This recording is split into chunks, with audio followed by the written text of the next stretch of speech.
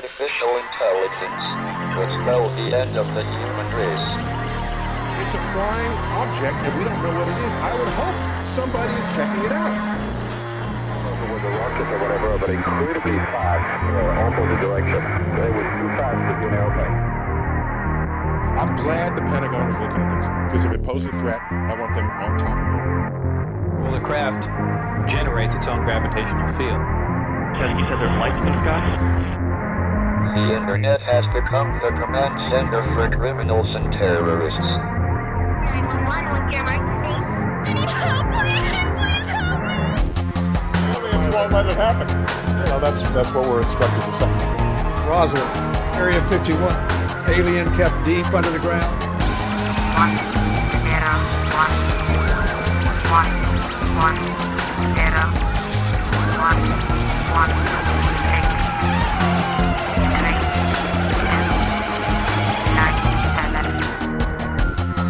Media doesn't have your best interest in mind. The government is self-serving. You're here for a reason.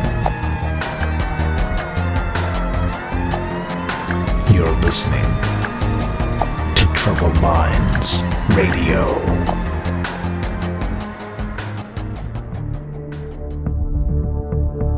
Broadcasting live from a secret bunker just off the extraterrestrial highway. Somewhere in the desert sands outside of Las Vegas. From somewhere in space-time, loosely labeled Generation X on planet Earth.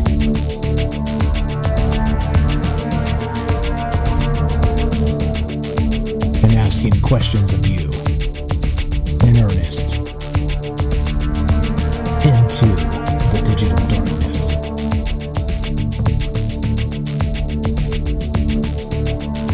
Good evening and welcome to Troubled Minds Radio. I'm your host, Michael Strange. I'm here with your co-host, Frank Pierce. And we would like to say hello to all of you who might also have troubled minds. What's up, guys? It is Sunday night. This show is live. If you want to be part of the show tonight, the number to call is 702-957-1037. You can find that number at troubledminds.org. And you can also join the show using Discord. It's a free chat client and a free voice client, and the link is also on Troubled Minds. Top right, it says Discord. The phone number is listed right there. Give us a call. Everything should be working. Cross your fingers. And yeah, so that's what we're doing. I don't know. What are we doing tonight, Frank?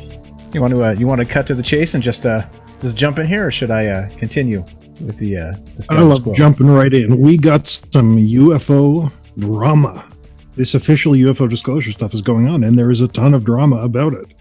It's a he said, she said. What's the truth here? Again, every time as this progresses, I think I've narrowed it down to two key theories, so we'll talk about that. So this is Luis Elizondo. This is Tom DeLonge from To the Stars Academy. And this is some leaked UFO documents that support my theory. And we got some news and other stuff too. Okay, there we go. That's what we're going to talk about tonight. And per usual, we're going to obviously poke the bear. And the bear being, you know who they are. The government, the technocracy, major corporations, academia, all the folks who try and tell us what to think about the world we live in. We think it's a little more interesting than that. We think it's a little more, let's say a little less linear than that. And that's kind of what we do here. That's what we talk about. And we mix in some paranormal and some conspiracy and some, what else? Pretty much anything you don't find on the mainstream media. That's what we talk about. So you wonder why. Yeah.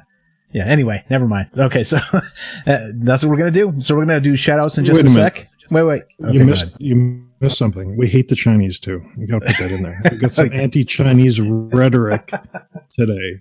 We'll talk about that. Some protests going on in Hong Kong. If you're not familiar with the geopolitical status of Hong Kong, we'll talk about that. Yeah, I did see that. We got to make damn sure that we talk enough smack about the Chinese, so when we go there, we're detained. So we set off an international incident. So that's the goal here. That's what we're working on. Okay, so yeah, there we go. That's what we're doing. So we will do shout outs shortly, but I'll introduce, ladies and gentlemen, your co-host Frank Pierce. I'm just kidding. Okay, so let's do shout outs. Let's skip that part, Frank. Are you okay with that tonight? No, I'm not okay with that. I demand my introduction. Okay. All right, ladies and gentlemen, your co-host, Frank Pierce. Hello, my name is Franklin Roosevelt Pierce, and we're here today to talk about all this crazy stuff. And please do join the Discord. I enjoy talking to you. I enjoy seeing your links. So much good research in there. Someone just posted a topic on the Sudanese genocide. I didn't even know that was going on, so I have to look into that later on. Oh, great source information in there. UFOs, conspiracy theories, all the kind of stuff we like to get into. And we take a lot of inspiration from you and your comments in your chat, so please do keep participating. As we said earlier, this is more UFO drama. Is official disclosure happening, or is this a scam to convince the government to start regulating these aerospace technologies? That's my opinion. My opinion, please don't sue me. Let's get into it. That's enough intro for now. Let's get into it. Okay, let's get into it. Oh boy. Okay, there you go, ladies and gentlemen. Frank Pierce. Okay, well, we get shout outs. What's up? We got Larry gets first. He didn't actually say first. Timothy said yo first. What's up, Timothy? And Larry actually just beat him to the punch. Thank you for tagging everybody there, Timothy. We appreciate that. Justin's here. Good evening. Justin from Michigan. We got Dale. How you doing, buddy? We got, who else? Joe. Hello, from Spring, Texas. Hello. Larry from Wisconsin. Deplorable. What's up, Deplorable Larry? The Sage. Good night, Earthlings. Yes. Here on Earth, we would say good evening, Earthlings. There you go, Sage. Call that your English language. Earthling language. John, what's happening, buddy? Euvenia. I think I said that right. That's in some other language. Hello. And let's see. Yeah, we did see project. Yes, we did see that stuff. We will talk about that shortly. Let's see. What else?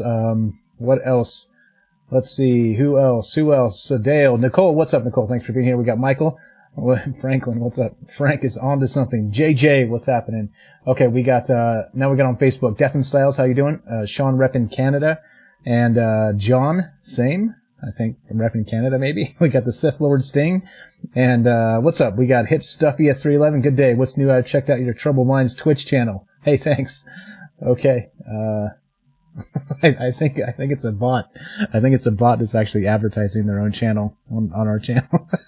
If you're not, prove me wrong and type bot. I see you on Twitch. Okay. All right. Let's do it, Frank. Let me adjust my microphone a little higher. And, yeah. So what are we looking at? What are we going to start with? We got some drama happening. So if you guys have been paying attention, there's a lot of UFO drama happening. There's a lot of disclosure stuff supposedly going down. And, shall we start there, Frank? No, we got to do the news first. Okay. We got to look at the news, set the stage, understand what's going on in the world, and with that understanding, it helps us understand this UFO scam they're pulling on us right now. So let's get into the news, or we can just jump to it. It's up to you. What do you? No, let's do the news. Let's make this a slow burn. If we just blew this in 20 minutes, the show would be over. Let's open up the New York Times, the making of a YouTube radical. I saw this on Sunday or today. Oh, this is an entertaining story to say the least from the great quality journalists of the New York Times. This is actually really well done. Style over substance, of course, because that's what the news is nowadays. Are you seeing this? Are you seeing the collage in the background? Caleb Kane was a college dropout looking for direction. He turned to YouTube, and then you scroll down. Soon he was pulled into the far-right universe, watching thousands of videos filled with conspiracy theories, misogyny, and racism. I was brainwashed, he said. And then it goes into the article. So basically, this guy, he was unemployed. He kept falling deeper and deeper into the rabbit hole of YouTube alt-right conspiracy theory nonsense. That's us, by the way. You're currently in the rabbit hole. Did you know you were here? Well, I'm telling you, you are. So he was brainwashed. It made him feel a sense of belonging. And he got really into this kind of stuff. And I guess we're on this. Well, we're not popular to be enough on this list, but that's what we're doing. We're brainwashing you out there. This is a decentralized cult of far-right YouTube personalities, and you're here. Any thoughts so far? Yeah, so far so good. There's been a lot of YouTube drama recently as well, so I don't think it's necessary to get all into that because whatever. But this is normal, right? This is the New York Times doing their best work, of course. And you can't actually have a New York Times article unless you're calling somebody racist or misogynist or some sort of terrorist or homophobe or you name it. Like that's their MO. That's what they do. That's their division of politics. And yeah, it doesn't surprise me a single bit. I did see this. I didn't look too hard into it, but just skimming the article here, it does make me roll my eyes. Color everybody shocked, right? Yeah. Like okay, so how terribly was this guy brainwashed, Frank, by the stuff on YouTube? Yeah, quite a bit. You know, he started looking into this. They say here there's a spectrum on YouTube between the calm section, Walter Cronkite, who was a pathological liar, and Carl Sagan, who was a traitor to humanity, as we all know. That's the calm section, according to the New York Times. And Crazy Town, where the extreme stuff is. And basically, we are on that side. We are on the extreme side because we talk about chemtrails, we talk about UFOs, we talk about all this kind of stuff that they refuse to discuss. You know, the New York Times can publish articles on this To the Stars Academy UFO videos, but if we do it, we're crazy. Anyway, they go on and on here. He was brainwashed. He fell into this kind of stuff. He lost his way, and then he came out and he said, oh, I'm voting Democrat in 2020. Basically, that's the moral of this story. So, I don't know. This is propaganda watch. That's why I wanted to bring this up. If you ever want to see a good piece of propaganda, read this article. It's pretty good, pretty entertaining. And this is the last gasp of the dying media. You know, on that last chemtrail episode we did, I don't know if you checked it out, but it was a good one, I thought. We actually pull up real scientific research and we verify the claims that some of these chemtrail people are making. The New York Times can't do that. I don't know why they can't do that, but they can't do it. Maybe they're disallowed by the government. Maybe they can't talk about certain things. I don't know, but we can look at the real research. We can pull up the relevant facts and tell the story no one wants to hear. And these guys here, they can't do it. So they're increasingly becoming irrelevant. Yeah, so it's not only that, it's a little more than that. It's because they can't fight this battle of information on the level of, well, your facts are wrong. Here are the real facts, right? They have to fact check you and do that line by line Twitter lawyer stuff, right? Where you say an entire paragraph of things and they take out one sentence out of context and say, no, this is definitely wrong, right? This is what they do. And if anybody's familiar with, I'm having a kick looking at these pictures here on this article, the New York Times. There's Dave Rubin there. There's Alex Jones. We got Steph Molyneux. We got Milo Yiannopoulos. There's Jordan Peterson, I believe.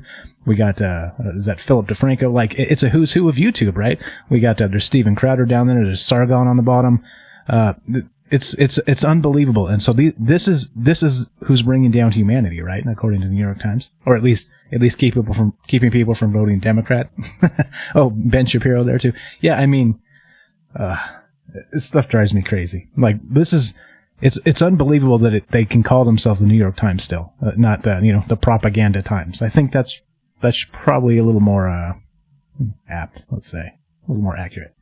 Yeah, stuff drives me nuts. It's interesting. It's interesting to think that for years and years we've thought they are the paper of record, right? We trust everything we say. Now, there's two ways to look at it. Either they've changed since that time, they've become less accurate, less willing to tell the truth, or they were never telling the truth to begin with. You know, those are the two options. And what is it? And more, I'm leaning to the fact that it's always been a propaganda operation. It's always been the official narrative. It's never been about free speech and free dissemination of information. It's never been that way. It's always been propaganda. And with the power of the internet, with little guys like us who can go here and read some research papers and put the pieces together, it's all falling apart. And they can't allow these voices out there anymore. So that's why we're being censored. That's why no one watches this show. That's what this is all about. Yeah, exactly. And so just like we said, the censorship starts with the people in power, right? Because YouTube can censor you, right? The New York Times can put pressure on YouTube to censor you. It's what's happening with this conservative liberal thing, right? It's normal. Well, it's the new normal. But the way they're doing it is they're now changing everything to everything's either hate speech or copyright, just like I said before. Because no matter what, you can say that whatever I said possibly offended somebody somewhere, and that makes it hate speech. You see the slippery slope here? It's not even a slippery slope. It's just outright BS is what it is. But anyway, whatever. It's welcome to the new normal. Here we are. I said something probably 6 months ago that pissed off somebody. Guess what? If we get big enough, if we obtain a large enough reach, we become a target. You become a target for listening. It's this is unbelievable, really. But new normal. What can you say? What can you say? We got a call here. Want to take this real quick, Frank? Of course. All right, let's do this. Anything on this article before we move on? Take the call and move on to the next one.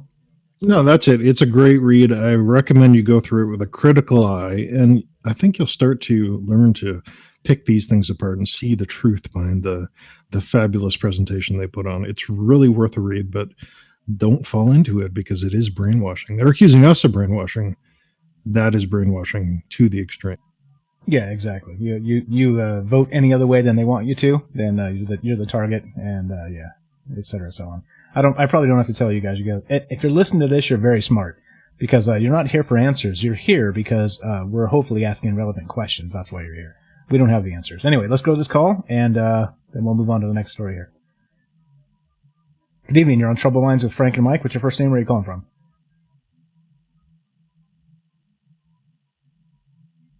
Testing 1 2. Can you hear us? Can you hear me? Yeah, I hear you just fine. What's your first name? Where are you calling from?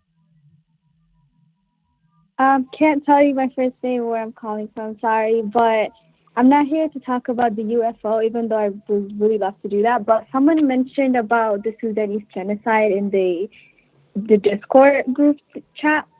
And so I'm here just to shed light into that because in Sudan, the social media, everything's blocked. They can't talk about it. No one can talk about it. Like, if you want information, only you can get information from, like, Twitter and people who post there. So that's what I'm here to talk about, the corruptions going on in that country. Okay, which country was that? You said there's a genocide where? It's Sudan. It's in Africa. Sudan. Is that what you said? Yeah, I've seen that. They start turning off the internet, so you can't talk about it, right? Started with their president al-Bashir, who's been ruling since like the 1960s, and this guy is basically like he's rising the cost of basic goods, like the fuel is like going up, the people can't find jobs, and he's like killing. If anyone like talks like about him, like talks bad about him, he will kill them with like no remorse. And basically the protest started around December 2018 and it's going on since today. And as you know, Sudan is like an Islamic country, and basically they celebrate Eid so on that day he killed a bunch of people and they couldn't celebrate at all. And even on top of that, he will come to the funerals and kill a bunch of people, and like they can't protest against. He will, like, the military rapes children, rapes women, kills men if anyone talks behind it.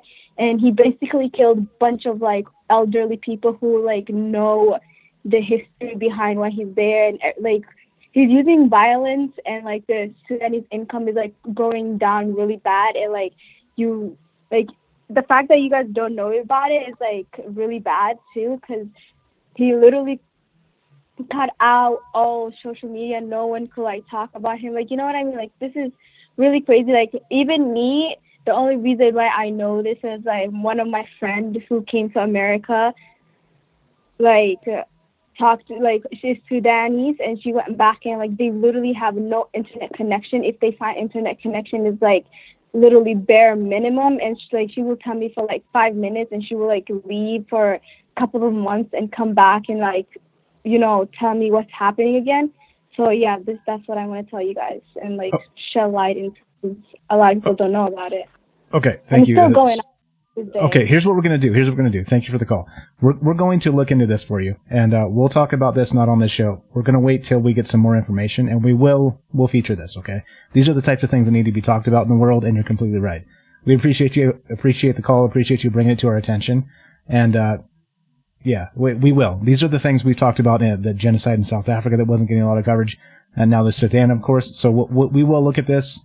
Thank you for the call. We will feature this. Keep listening, keep watching. If it's not this show, it will be the next show, and we will at least get a little bit into it and see what's going on. Frank had some takes right there that he wanted to add. I don't think she could hear you, Frank, if you want to continue on that thought.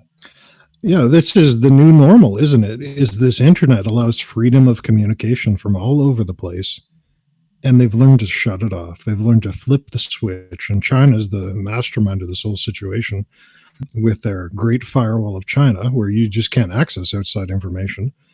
But now you see that happening in Sudan. Like the caller said, they just shut the internet off. You can't tell anyone about what's going on. And there was that mass shooting. I'm gonna get this wrong, in Malaysia. Where was that? It happened over Easter. The Easter massacre in some, I believe it was Malaysia or one of those countries down there. And they just shut the internet off. They said, "You want to talk about this? You want to speculate? Too bad. Goodbye." Shut the internet off. I think we talked about that then. This is the power of the internet. We can talk.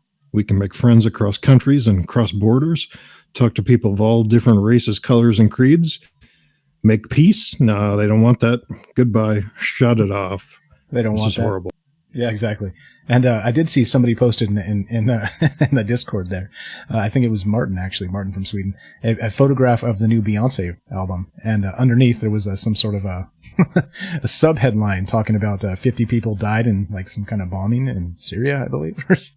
Like that's the way of the news, right? So they actually have their regular news on Beyonce, but then the sub headline, which they're really not talking about much, is people dying and parts of the world that don't get talked about often. So anyway, yeah, thank you for that call. We appreciate that. We will look into that, and it is so it's been happening, and it's not the only place. Okay, so just to be clear, we care about human rights here, and again, I've said previously they should be above politics. And unfortunately, that's not the case in today's world. So we will highlight that, and we will talk about that. Thank you for that call.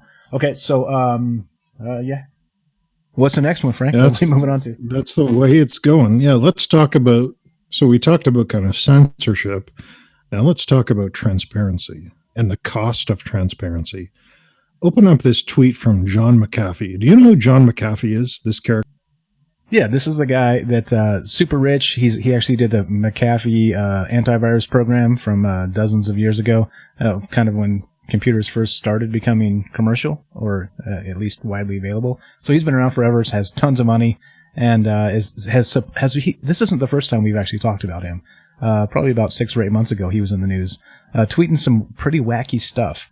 And I definitely know who he is. I don't know what this new thing is. So what's going on with him this time? This is happening just today. So let me give you a sense of this guy. Imagine Elon Musk. If Elon Musk did a ton of drugs, he spent a lot of money on prostitutes, and he just gallivanted across foreign countries causing trouble. That's who this guy is. He's super smart, super intelligent, super well-spoken, but he's also batshit insane. Let's put it that way. So he's caused trouble all over the world, and essentially they're coming after him. They want him gone. Remember with that whole thing with the San Bernardino shooter, his iPhone couldn't be unlocked, and there was this whole hullabaloo about Apple, we won't unlock it. The FBI says, oh, you have to. And he came out and said, I'll unlock it for you. It's pretty easy. They built it in to be unlocked. And then he got a bunch of hate for it, all this kind of stuff. Anyway, this guy's crazy, but he's a lovable character. So people are coming after him. And look at this tweet. I don't know if you have it pulled up here, but I've collected files on government corruption. For the first time, I'm naming names and specifics. So then he starts naming CIA agents and Bahamian officials who are causing him trouble. And if you click through his tweets here, if you go back into the background, he's actually naming CIA agents. He's giving them pictures. He's telling the people what they did. There's real proof here. There's numbers. This is phenomenal. So let me read one of these. Moving up the ladder, Tellis Bethel, head of the Bahamian military, was contacted by ex-CIA agent Jeremy Kent and unlawfully agreed to help collect me, capture him. I am on the run, and the time is right. I will name names, deeds, and other top. So this guy's spilling state secrets on Twitter right in front of everyone. It's kind of amazing. This is where we're headed for the next round of Julian Assange type stuff. It's just going to go straight to Twitter. And I do like this. If I'm arrested or disappear, 31 plus terabytes of incriminating data will be released to the press. So there's the dead man switch. Yeah, this is pretty crazy. And you said he's a colorful character, and he said some interesting things in the past. Is this how up and up do you think this is? Is what I'm asking. No, he's incredibly up and up. That's the thing. This guy's real smart. He's not crazy like, I've contacted aliens from Alpha Centauri and they're telling me how to build this device. He's not crazy like that. He's crazy because he doesn't care what he says. He'll say anything, and he has no filter, right? So he's literally on this page on Twitter, he's naming CIA agents' names. He's saying what they've done. He's saying how much money they've been given. It's absolutely crazy that he's just doing this in plain sight. So imagine Julian Assange with no class, no character, and a bad attitude. And that's what you have here. This is incredible to read through this. Don't forget more money they can ever spend. That would be kind of maybe makes you those things. But yeah, okay. All right, I'm with you. So I did see a little bit of this, but other than that, I was like, all right, this seems to be like another one of those. Is this like an attention seeking thing? Because how people get into Twitter feuds for attention or whatever. Kind of like that Carlos whatever his face and Steven Crowder thing. Like it's like people use it for attention, right? You think that's the case here, or do you think there's actually things happening? Absolutely not. I don't think so at all, because remember, this guy lives on a fortified compound in the Bahamas. He's got armed security guards. If you ever have time, go on YouTube and watch interviews with this guy. He's got prostitutes on his property. He's got armed security guards with heavy ammunition and all sorts of guns, big fences and everything. And he's been on the run from the law several times. They've tried to get him. They've tried to capture him. He smuggled himself out of the country, back into the States and into other foreign countries. This guy's living the dream. And again, more money than he could ever spend. But yeah, these are real people. I look some of these guys up, Google them, look for their names. They're real CIA agents. They've worked for the government. So I don't know. This is going to be an interesting situation should someone put a bullet in the back of his head. Right. Yeah. Not that we're rooting for that. Everybody realize that's not the case here. But he's kind of intimated that might happen himself by saying, if I disappear, there's a bunch of terabytes of information that are gonna come out. This is pretty interesting. A couple of his latest tweets 3 hours ago. Back to the ex-CIA agent Jeremy Kent / Costello. That Jeremy lives in Seattle Beach, Florida, not the other one. Short dude, 5'7", but stocky, 40 years old this month. A real scumbag at the bottom of the conspiracy pyramid, but crucial to it. Let's start with his dad, Gregory. And interesting. So this should be a good one to follow, whether it's legitimate or for attention. We'll see. I mean, because we have to take that as a possibility, right, Frank? He just might be doing this for attention, maybe. At least possibly. No, if you know anything about this guy, he's deadly serious, and this is really happening. It's spectacular. We're going to keep you updated on this because this guy, he's one of a kind. Let's put it that way. This is not for his own attention. I can almost guarantee that. Okay, definitely. Oh yeah. And Jared points out, JJ on Facebook points out that wasn't about unlocking his phone. That was about getting the key codes to all Apple phones. That was the scandal with John McAfee about 6 or 8 months ago. I do remember that. We talked about that. Okay, so let's see. Good comments here. Crazy or unapologetically exposing them. Well, no. You misunderstand me. You could expose them and still be doing it for attention and maybe misrepresenting things. That's all I'm saying. I'm saying we have to consider all the possibilities. That's all. But I'm with Frank. If he's going to be putting out dead man switch type stuff, then you're probably deadly serious here. And Timothy says he's tired of being threatened, so that could be it. What's up, Sherry? Thanks for showing up. And let's see. Yeah. Oh, what's up, Fred? Thanks for showing up. Thanks for being here. And so I don't know. Okay, so there's more to this. Does this develop further, or this just hit, right, Frank? This is tonight and just hit. Yeah, 3 hours ago. 3 hours ago. Yeah, 3 hours ago. So he's saying basically he's being chased down by these people. He's like apparently murdered some people in the Bahamas and other crazy stuff. Like legitimately, he's killed people, and they want him gone. He doesn't want them gone, so he's in a running fight, a running gun battle with essentially a bunch of different governments. It sounds too good to be true. It does sound crazy. How can this really be happening? I've been following this guy for a while, and this is unbelievable. So we'll keep you updated because he could leak some stuff that would blow everyone's minds. I can imagine, right? So being at he was basically one of the founders of the internet, right? So like he was probably one of the very first like huge antivirus programs. And what is antivirus in the business of doing? Of course, plugging holes, right? Like there's detecting malware and all these other things. And this was a long time ago. So this was before it was probably normal for hackers to have backdoors to everything that you can buy from the CIA or whatever, like whatever the hell's happening out there right now. And I say that as a speculative. I don't really know anything about that, but I'm just saying, right? Before that was normal, like he was kind of in the industry where they would know about those things, like the backdoors, the, what do you call them? 0-day exploits, stuff like that. So if this guy wanted to be in the know, let's say, he very well could be, at least on the government type level of information. So yeah, curious to see what he's maybe has saved up in those terabytes.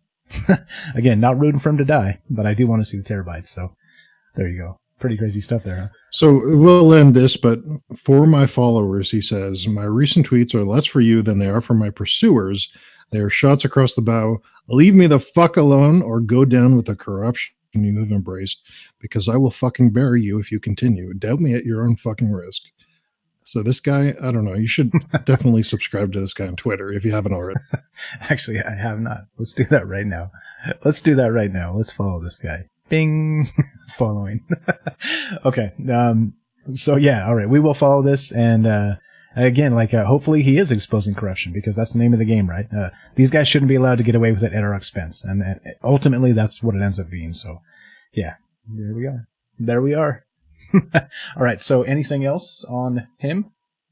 Or where should we move on? No, let's move on. Let's move on to more Twitter drama. Let's open up Donald Trump's Twitter. I'm sure you've seen this one, but we have to cover this because we cover space news, space exploration, space science, space technology. Did you see this one? Yeah, the Trump tweet about the moon? One. Of course I saw this one. more Twitter drama, yes. I did see this. So, yeah, this is... Okay, let me summarize it. Yeah, let me summarize it for everyone out there, because I'm really curious why people can misinterpret this so quickly, so easily. So he says here, for all the money we're spending, NASA should not be talking about going to the moon. We did that 50 years ago. They should be focused on much bigger things we are doing, including Mars, of which the moon is a part, defense and science. And that's what people are picking on him for. He says we should be focused on much bigger things, including Mars, of which the moon is a part. So people are coming down on this saying, well, Trump thinks Mars and the moon are the same place, or the moon orbits Mars, and they're calling him stupid. They're calling him an idiot. I don't know. When I read this, I saw, of course, we shouldn't just be focused on the moon. Mars, the moon, and everything we should be focused on. We should demand more than just the moon. That's what I saw when I read this, but people are freaking out. They're attacking him. They're calling him an idiot. They're saying he doesn't know anything. What did you think about this? What do the commenters think about this? Do you really think he's dumb enough to think that the moon is a part of Mars? Yeah, no, I mean, you really can't, except, now here's the thing. So I was not aware of the tweet when he tweeted this, but I did see this because of the slew of things that were coming out, derivative tweets, and then also articles that were being written about this. And I think we have one here. Should we go to this article? Like, they completely misrepresent, shocker, right? Shocker, here we go. This is The Guardian. And Trump attacks NASA and claims the moon is a part of Mars. Like what part of that tweet, like, are you that illiterate that you're writing an article where he's clearly saying the entire getting off this planet, the moon is a step to Mars? Is what he's, I mean, it's Twitter, right? You only have so many damn characters. You got to sandwich stuff in there. Things end up weird. Come on. Is this really, like, this is what we're doing? But again, the propaganda spill. All these articles where they're talking about Trump thinks the moon is part of Mars. Like that, like what are you really? Like, by reading this tweet and saying that, you yourself are a complete and utter moron. Period. Right? Or you're so delusional. You're so stuck in your get Trump, right? You're so stuck in that you can't just maybe let it go and take it for what it is. It's freaking Twitter, right? It's a micro blogging site. He has a character limit. My God. Why? Why, Frank? Help me. Save me. Again, I don't know. This is crazy. I love your, you have a little good investigation technique. Look at the thumbnail to tell if it's a hit piece. Well, look at this thumbnail. It's definitely a hit piece, right? Look at this. He looks like a fucking moron. Oh, yeah. Yeah, I don't know. It's always seemed to us that first you go to the moon, then you go to Mars. It's all part of the same thing. Get up into space and then colonize Mars. Don't try to colonize Mars from Earth. That's like, you're trying to drive across country. You never stop at the gas station. You got to put a couple of gas stations in the way to get all the way there. And it makes perfect sense to me. But people are attacking him. People are tearing, like, come on. Even if this guy was the worst president ever, but he's telling us to get into space, to me, that's a good thing, no matter how you look at it. Yeah, and again, like it's a waste of time going after him like this. Of course, he said plenty of dumb things. Okay, he's done plenty of dumb things, and but he's done plenty of good things too. But notice he never gets any credit for any of that. It doesn't matter. All you hear is the dumb, dumb, dumb, dumb. And sure, this picture with the what are the 3D glasses? What is he doing? I don't know what he's doing there. But I mean, they're trying to make him look stupid again and again and again and again and again. And I think now we've said this before. The media they're burning themselves to a crisp. They're throwing themselves in the fire by going after him with things that are completely irrelevant. And this is so instead of right, this would be an accurate headline. Not Trump attacks NASA and claims the moon is a part of Mars. Right, that's not accurate whatsoever. He said, Trump says we should go to the moon and Mars. Right, that's it in the tweet, and then they embed the tweet, and it's a non-story. So if it's not a hit piece, it's a non-story. Anyway, but we're not talking about Trump. We're talking about the media. So everybody relax. Anybody's triggered. I know this is like a contentious and whatever, but I mean, come on, it's unbelievable. Let's go back to the tweet real quick. If you guys are just showing up. One more time. For all the money we are spending, NASA should not be talking about going to the moon. We did that 50 years ago. They should be focused on the much bigger things we are doing, including Mars, of which the moon is a part, comma, defense and science. Does that sound like he thinks that Mars and the moon are the same thing? No. It sounds like they're two steps on the same highway. That's what it sounds like to me, just like you said, Frank. Yeah, this is unbelievable. Yeah. Yeah, so here he is demanding more. There's nothing wrong. Like, when's the last time the government or the country when's the last time we've been ambitious, saying we want everything? When's the last time you felt that sense of pride, that sense of ambition? Oh, we're going to take everything. It's happened for a very long time. It's very disappointing. And here we go. Someone says it and they attack him. Yeah, it makes perfect sense to me. Like, let's go to the moon first and then get to Mars. It's a step on the way, whatever. Anyway, you guys see the point. The media is relentless and stupid. Writing this article makes them more stupid than his tweet, which was limited by Twitter, by the way, by the actual platform he was using, to a number of characters, which is why, of course, everything's not completely punctuated perfectly, and why it's not, 3 paragraphs, and, you get it. It's unbelievable. So whoever this person is at The Guardian, I'm going to call them out. Here we go. Is this Adam Gabbett or no? Who is this? Who wrote this? They deserve Adam Gabbett. There you go. So whoever this individual is, in my opinion, he's more stupid than Trump will ever be, because he took this completely out of context and wrote a hit piece when it was very clear what the tweet was about. So Adam Gabbett, I'm Michael Strange, and I think you're a moron. Congratulations. There you go. And you probably think I'm a moron too, so touche. But yeah, whatever. Anyway, let's we can keep on moving. But holy shit, man! Like, what is this? This is disgusting. Let's say it's disgusting. I'll go with that. Yeah, and it's fun to talk about. Okay, let's burn through this next one. The protests in Hong Kong. We got to cover this because just for the image alone, this is amazing. Open up this video. And you'll see this. There are millions, they said, millions of people on the streets protesting in Hong Kong. Now, what is this all about? Well, if you don't know, Hong Kong used to be a colony of Britain, right? So Britain came over. They said, Hong Kong, you're ours now. Chinese, no. This is a British colony. And then time passed and they eventually gave it back to China. But they said there's like a 100-year plan for them to slowly assimilate back into China. Right. And so we're in that process now. Hong Kong is slowly assimilating back into China. And they're trying to pass this law now that says China can extradite people from Hong Kong.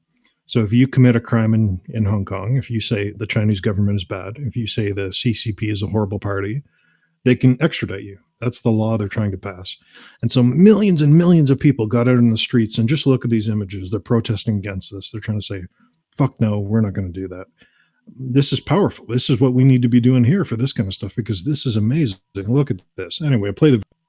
Okay, here we go. And action. All right, so what we're looking at is, what is this? Let's go full screen. Oops. So this is these are people moving down the street beneath the highway, and they've actually taken over both sides of the street. Holy shit. That's amazing. I'm gonna copy this and link it so you guys can check it out. But this is hundreds of thousands of people, and this is not just one city. This is nationwide. They're doing this all over Hong Kong because, of course, right? We've talked about the Chinese and how draconian they are on how the social credit score, right? If they're able to just accuse you of a crime, there you go. Your extradition is granted and you're gone. You see how there's a way, even though they're supposed to be their own state, Hong Kong anyway. They're supposed to be have their own laws and their own politicians and the whole deal, right? This is China's way of infiltrating that. And the people, the politicians themselves, what did they cite? Did you see the reason they cited for this, Frank? Why they were going to pass this law? No, I didn't actually. I missed that part. What was it? So they said that the reason they were doing this is because it was for the safety of the community. Right? They wanted to be able to work with China to make sure that the criminals that might hurt Hong Kong or China could be taken off the streets. Like, oh, okay, that sounds legit. Let's not protect any of them with no due process whatsoever, and we'll just do it for their protection, right? It's always done for your own protection, isn't it?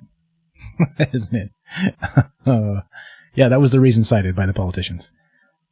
Yeah. Unbelievable. Give me a break. Give me a break. Okay, exactly. Let's keep going. We got one more news story. This is that the puppet video I showed you, or what could be an alien. Let's play this. Let's talk about it, and let's get into the serious topics after. Okay, there we go. Here we go. This is another one. This is the one Frank was talking about, actually. So let's put this up so you guys can follow this as well and see what's going on in Hong Kong. Again, human rights, right? This is a way for China to leech in and pluck people out of Hong Kong with no due process is really what it's about. So there we go. I said that because I played the wrong video. All right, so all right, let's go to this one. What is this Dobby something or other? What the hell is this? Okay. Okay, so I'll introduce it. This was posted on Twitter. Some lady saw this on her security cam. What is it? Take a close look. Let's analyze the footage. Let's play it a few times. This blew my mind when I saw it. I know you're underwhelmed by it, but let's take a look at this and let's talk about it. Okay, I'm not sure underwhelmed is the word. I'm just perplexed, let's say. I'm perplexed. All right, we're going to play this. This one's a little bit weird. All right, so action. Here we go. So we got a black and white security footage, and something walks out from the house. You can hear its feet kind of slapping on the ground here. I'm going to play this again. I'll link this too so you guys can check it out on full screen yourself. But what is this? There appears to be, I don't know, would you describe this as an alien? It says Dobby. I've never seen, I know a Dobby is a something from a fictional something, right? Whatever it is, I've never seen whatever a Dobby some kind of Harry Potter thing, I think. Yeah, I'm not sure either. But this, to me, looks like a little gray alien. Now, if you look at this close, first you're like, come on now. This is a hoax. This is a prank. Come on now. This isn't real. Then you start to look at it in detail, and you see a couple of things. The first is that this thing is as short as that car beside it. So this isn't an adult in a costume. This is a severely malnourished child. Wait a minute. This is the child of a basketball player who was locked in a basement for a year and was never fed and is now escaping. That's the only way it could be, because they have such long arms, such long legs, very skinny. This isn't a regular kid. And then they've got this getup on. It looks like, like a little gray alien trying to escape this guy's house. And it's so short. Now, people have said it's a puppet, but this is in the driveway. There's nothing above it at the very end of the clip. I don't know if you noticed that, but there's nothing above it. They couldn't be moving a puppet because the roof ends right there to the left. I don't know what this is, but this freaked me out when I saw it. What do you think? Yeah, hold on. I'm going to get a picture of a Dobby here, because I honest to God, I've never seen what an actual Dobby looks like, but they're describing it as such. So let me pull one of these up and we can kind of compare here. There's Harry Potter, there's a Dobby, is from this. All right, let's pull this up and have a look here. I'll link it for you too, Frank. Or you can just find a Dobby. I'm sure you can find a Dobby, but I'll link it for you anyway. So this is what they're comparing this thing to. Like, what is this? Is this actually from Harry Potter? Or is this some internet meme? I don't know what the hell this is. I don't know what the hell this some is. kind of elf thing from Harry Potter, but it looks nothing like that. It really doesn't. And whatever this thing is to me, it looks like an alien. It looks like a little gray alien taken. And look at the way it walks too. That's not normal. If you could say it's a kid, sure, okay, whatever. But a kid doesn't walk like that. It's flopping its legs around. It's walking in a U shape like it's been riding a horse. You know, its legs are all splayed left and right. It doesn't even look like it has elbows. The elbows looks like they're down by the wrist. This is real weird. Yeah, definitely bizarre. And do we have a location on this? Where did this happen? Any idea? No idea. Okay. They're going to tell me, oh, next door to you. No, don't tell me that. Yeah, okay, so there we go. I'm gonna link this again if you guys want to check it out. What do you think? What is this? Is this some kind of prank being pulled on somebody's CCTV? Or what is this? Is this an actual alien or cryptid or what's going on here? Me personally, I have no idea, because first, I don't know what the hell a Dobby, whatever this is. But if it's an alien or some sort of something else, I don't know what you guys classify it as. I did link it, and there you go. You guys can check it out. Let's see. Mark, what's up, Mark? He says, I'm just glad the alien didn't break my car. Right, there we go. Yeah, and then JJ wants to know, why was it clapping? Yeah, okay, so the sound on the video, exactly. As its feet were hitting the ground, it was making like this clapping sound, like, right? Like it was definitely barefoot, and it was slapping its feet to make that sound, right? I don't think that was its hands clapping, so... Yeah, Sherry says alien walks with dignity. It looked like a drunk alien to me. Yeah, I have no idea. Eugenia says Al Bundy forgot to call this one with socks. Yeah, maybe. And there you go. Dale says he's looking for Precious. I know that reference. That's from Lord of the Rings. You mean that's Gollum, right? Gollum got out. They let him out again. Yeah, maybe. I don't know. But this is definitely crazy, curious, interesting. I don't know what if you had to bet, Frank. What is it? Is this a hoax, or is this something notable? Again, it's impossible to tell with these kind of things. We see this kind of stuff all the time, and I think most people out there would just laugh it off and say, "Oh, this is a hoax. Whatever. It's all fake." What if it's real? What if this is actually security camera footage of some kind of alien taking a stroll in the neighborhood in the middle of the morning? You know, it could be, couldn't be. What wouldn't the thing to be to track down this lady who posted this footage and, you know, look around the property, see if there's any other cameras that have caught it? Shouldn't honestly, and I'm not being facetious here, shouldn't the police get involved and say, hey, well, there's a security camera by the bank down there just over at the end of your driveway. Let's take a look at that and see if that caught it. You know, what are they doing? They're giving people speeding tickets. I'm sure they could take the time to look into an alien walking down the street. Just but like they'll you never said. do it. Yeah, I know you're laughing, but they'll never do it, and we'll get answers. And we need answers. We need that transparency. So this could be real. This could be proof of alien life, but no one gives a fuck. Yeah, no, and the funny thing is, you've been saying this for months on this show, is that the way we're going to get disclosure is somebody's going to catch it on like an iPhone, and nobody's going to take it seriously. So maybe this is the case. I think I said that a couple of times now. I said one day there's going to be a video of an alien walking down the street waving to people, and they're just going to laugh it off and say it's not real. And well, here you go. You got an alien walking down the street, and people are laughing it off, saying it's a stupid Harry Potter elf thing. I don't know. But yeah, get the police involved, do some investigation, figure this out. And if it's a hoax, it's a hoax, fine. But let's at least look into it instead of just laughing. I don't know. This willful ignorance is coming up again in this kind of situation, I feel. Yeah, exactly. I agree. But it, come on, it deserves a laugh. It deserves a laugh. The way it was moving, it was pretty funny. JJ says, no, it came out clapping like it was excited, like it broke away from Buffalo Bill or something. Okay, I did replay it, and you're right. It did come out, and the first thing it did was clap its hands. So, there we go. Eugenia says, maybe the shadow on the right was when it went out the door. It could be, yeah. Mark says that's not a hoax. That's a small gray.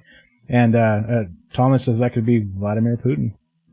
You know what? He wasn't riding a horse. He did have his shirt off, though, so we have some corroborating evidence with the pictures that he's put out. Okay, so there we go. There's the news. There's the see. Check it out. Tell me you can go watch Tucker Carlson or Don Lemon and not be called names or insulted your intelligence, any of that type of stuff, right? No. Here we are talking about aliens that look like Harry Potter Dobbies. I don't know. I don't even know if I got that right. But anyway, there you go. There's the Troubled Minds news style. Okay, so after that, Frank, what's next, man? Didn't we have some UFO drama going on, or do we got something different? Yeah, let's go into your stuff, because my stuff after, I think that proves a really good theory that I got in mind. So let's go into this interview. Let's talk about that. Then let's go into these leaked UFO documents afterwards. Okay, so we've been watching this. If you guys have been watching the show, you know that we've been all over this To the Stars Academy and this whole business. We're not going to go into the whole background. If you want that, we did a whole show on it like about 4 or 5 months ago, something like that.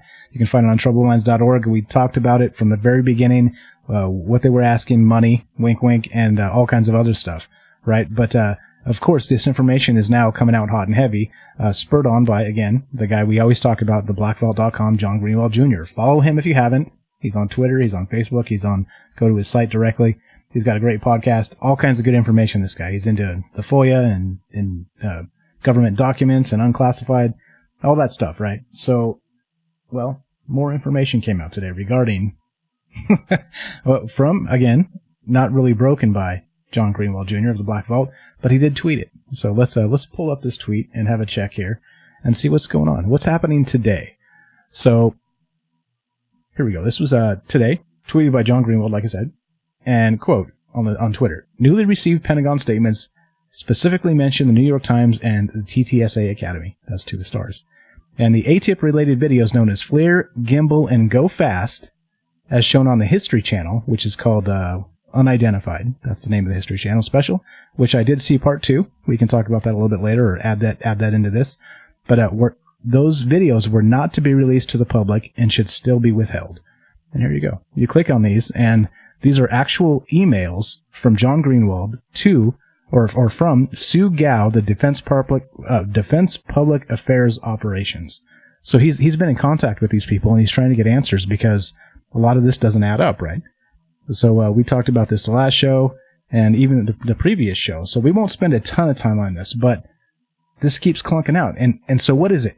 So we talked about, is this guy being used as a government spook, or is a disinformation, or what's happening here? We have no idea, because we can't get a straight answer from anybody. And what I said on the last show is, transparency is easy.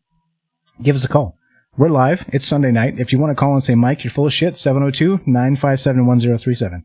Go to troubledminds.org. You can find the phone number. You can find the Discord link. It's easy to be transparent if you want to, okay? Well, I was bitching and moaning, like I want to do, but what I was talking about is how come this guy doesn't have any direct interviews talking about Luis Elizondo, right? Who's one of the main cats of To the Stars with Tom DeLonge, the Blink 182 guy.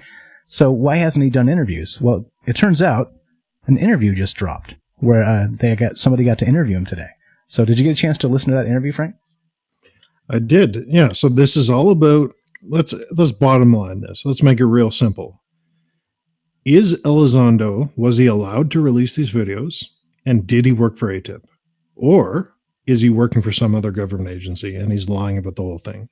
I think that's the bottom line of this.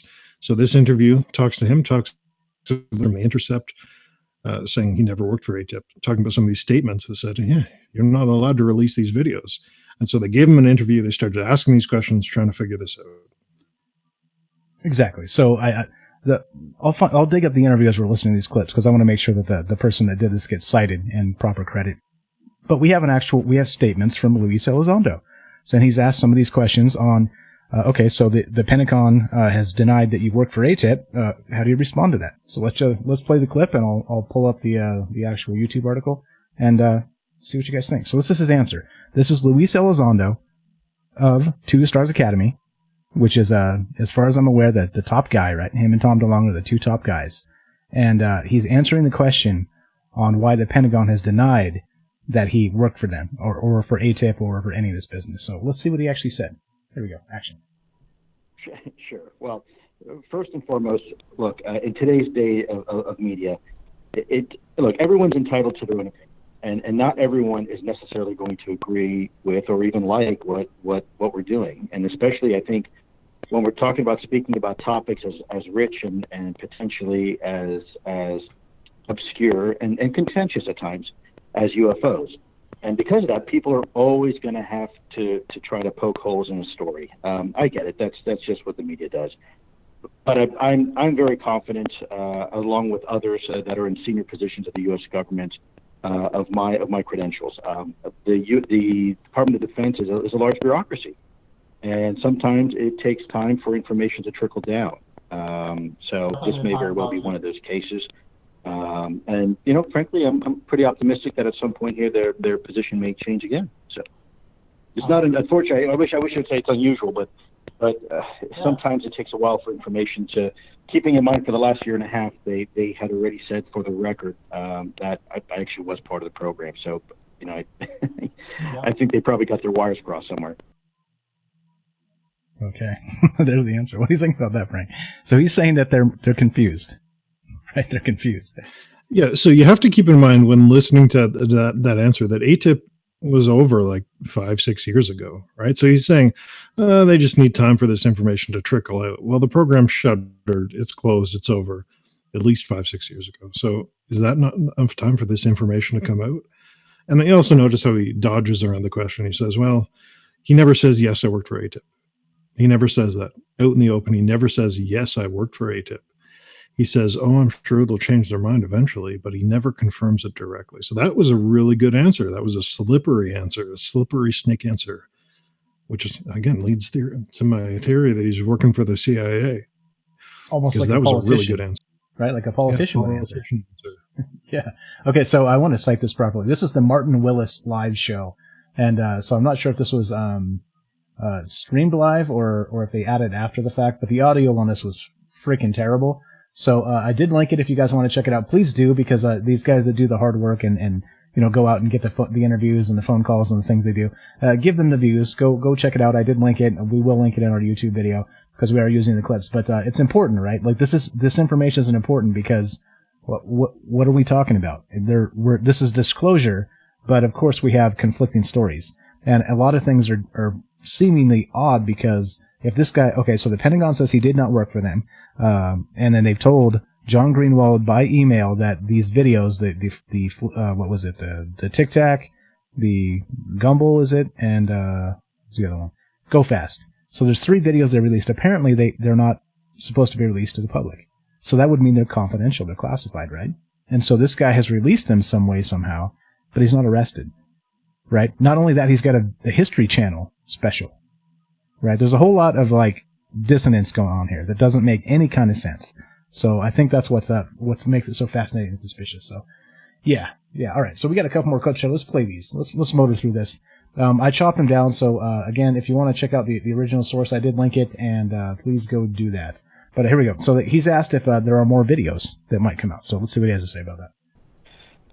Well, certainly, but let me define. Coming out on this particular series or the next episode, I think more videos will be coming out, yes, but not necessarily through our show immediately, because at the end of the day, videos are just one aspect of many, many, many. When you're trying to, if you will, build a case on something, eyewitness testimony is very important, video is very important, radar data is very important, electro-optical data, gun camera footage is very important.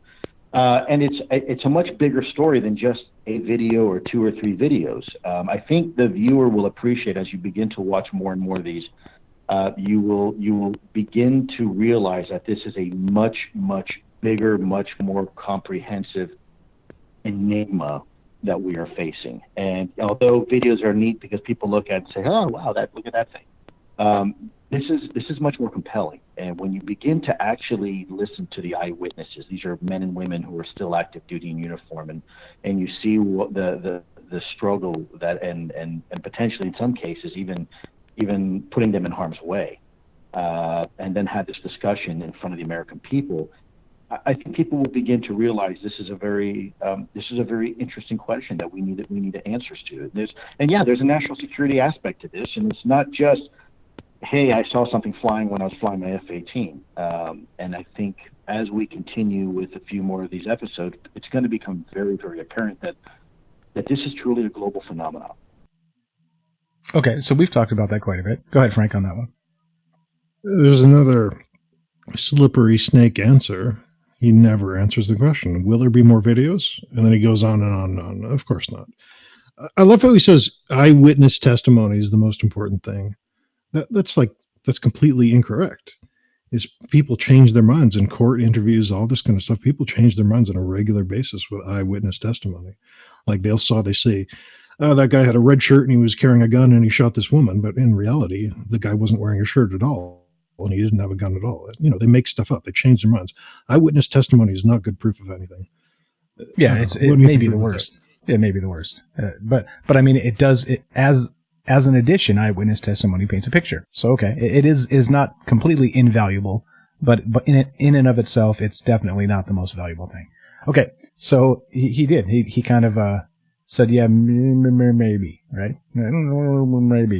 Maybe there's going to be, right? If I'm not in jail at the end of this, who knows, right? I added that, but yeah, I don't know. Well, that's a good question. I didn't catch that part in the interview when I listened to it earlier, but did he address the fact that the Pentagon said these were not held for public release? These were not allowed to be released to the public. Did he ever address that? No, I don't think so.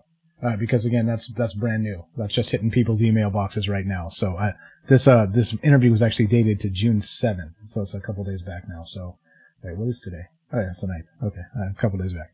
So we're dealing with brand new information with that today. And, this was a couple days ago. So as of that, no. Let's see how much time we got. Yeah, let's just motor through these real quick. Again, this is the entire interview. If you want to listen to it, I've linked it. Please do. Give the guy credit. Go click it. Go watch it. Spin it through.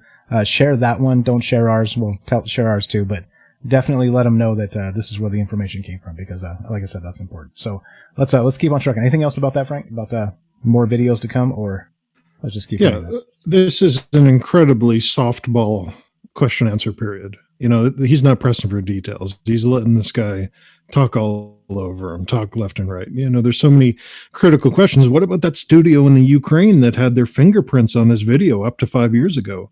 What about that? Why were they given the video before any of us saw it? Like, what's going on here? None of that. No questions about that. This is real weird. Yeah, and what about another one that would come to mind immediately if I was actually talking to Lou Elizondo there? I would ask him, first off, how come it says on your website, the TTSA, To the Stars Academy website, it says specifically on there that these videos have chain of custody from the U.S. government, and you don't have that. Like, don't you think that should be removed, or maybe you should prove that, right? That's a very first simple, hey, let's prove this, right? No, nothing. So, but they do talk a little bit about why he left his job with not Two Stars, with what was it called? ATIP. So let's get into some of that. Next question and next answer. Action. When things like this happen, when you read something like this, is it discouraging you from continuing on what you're doing? No. I mean, like I said, people are entitled to their opinions, and it's going to continue to happen. I think that, look, we live in a society where everybody has a right to an opinion. It doesn't matter how goofy or serious it is, and I think that's what makes our society so great. So, you know, people are going to have opinions as they've had opinions for the last 70 years on this topic, quite frankly. So, do I think that opinions are going to change just because I happen to be the person du jour on this topic? No, absolutely not. I think it's, you know, this is, I hate to say, but it's as American as apple pie. And, you know, that's what happens when you live in a free society. We allow everybody to have a voice. And write hit pieces. And have stupid Twitter wars. Okay, all right. Yeah, so I'm with them there. Think back to that. Think back to that New York Times article at the start. We definitely do not allow everyone to have an opinion. Well, we do. We just smear the shit out of them for it. That's how we do it. Okay, so there we go. So he says that he's not going to be deterred by all the haters. So you can chalk me up as a hater. Yeah, there we go. Until he proves some other things that he has to prove, right? Some of the basics. So again, very brief interview with this guy. So we got a couple more we'll play. But so that's why he's not going to be deterred. He's going to keep on pressing this, and he thinks it's important. So there we go. Next clip.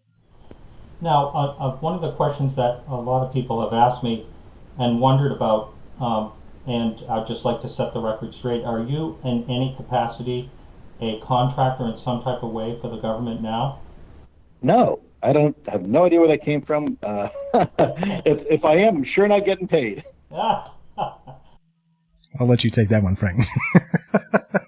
In my opinion, as a joke, wink, wink, he's flat out lying. He's really lying. Because you recall back to the first episode of Unidentified, he says, I'm currently under security clearance. I can't release certain details. I can't talk about certain things. That's why we have to interview this female pilot who we badly disguised. That, I don't know about that. That was a lie if I've ever heard one, in my opinion.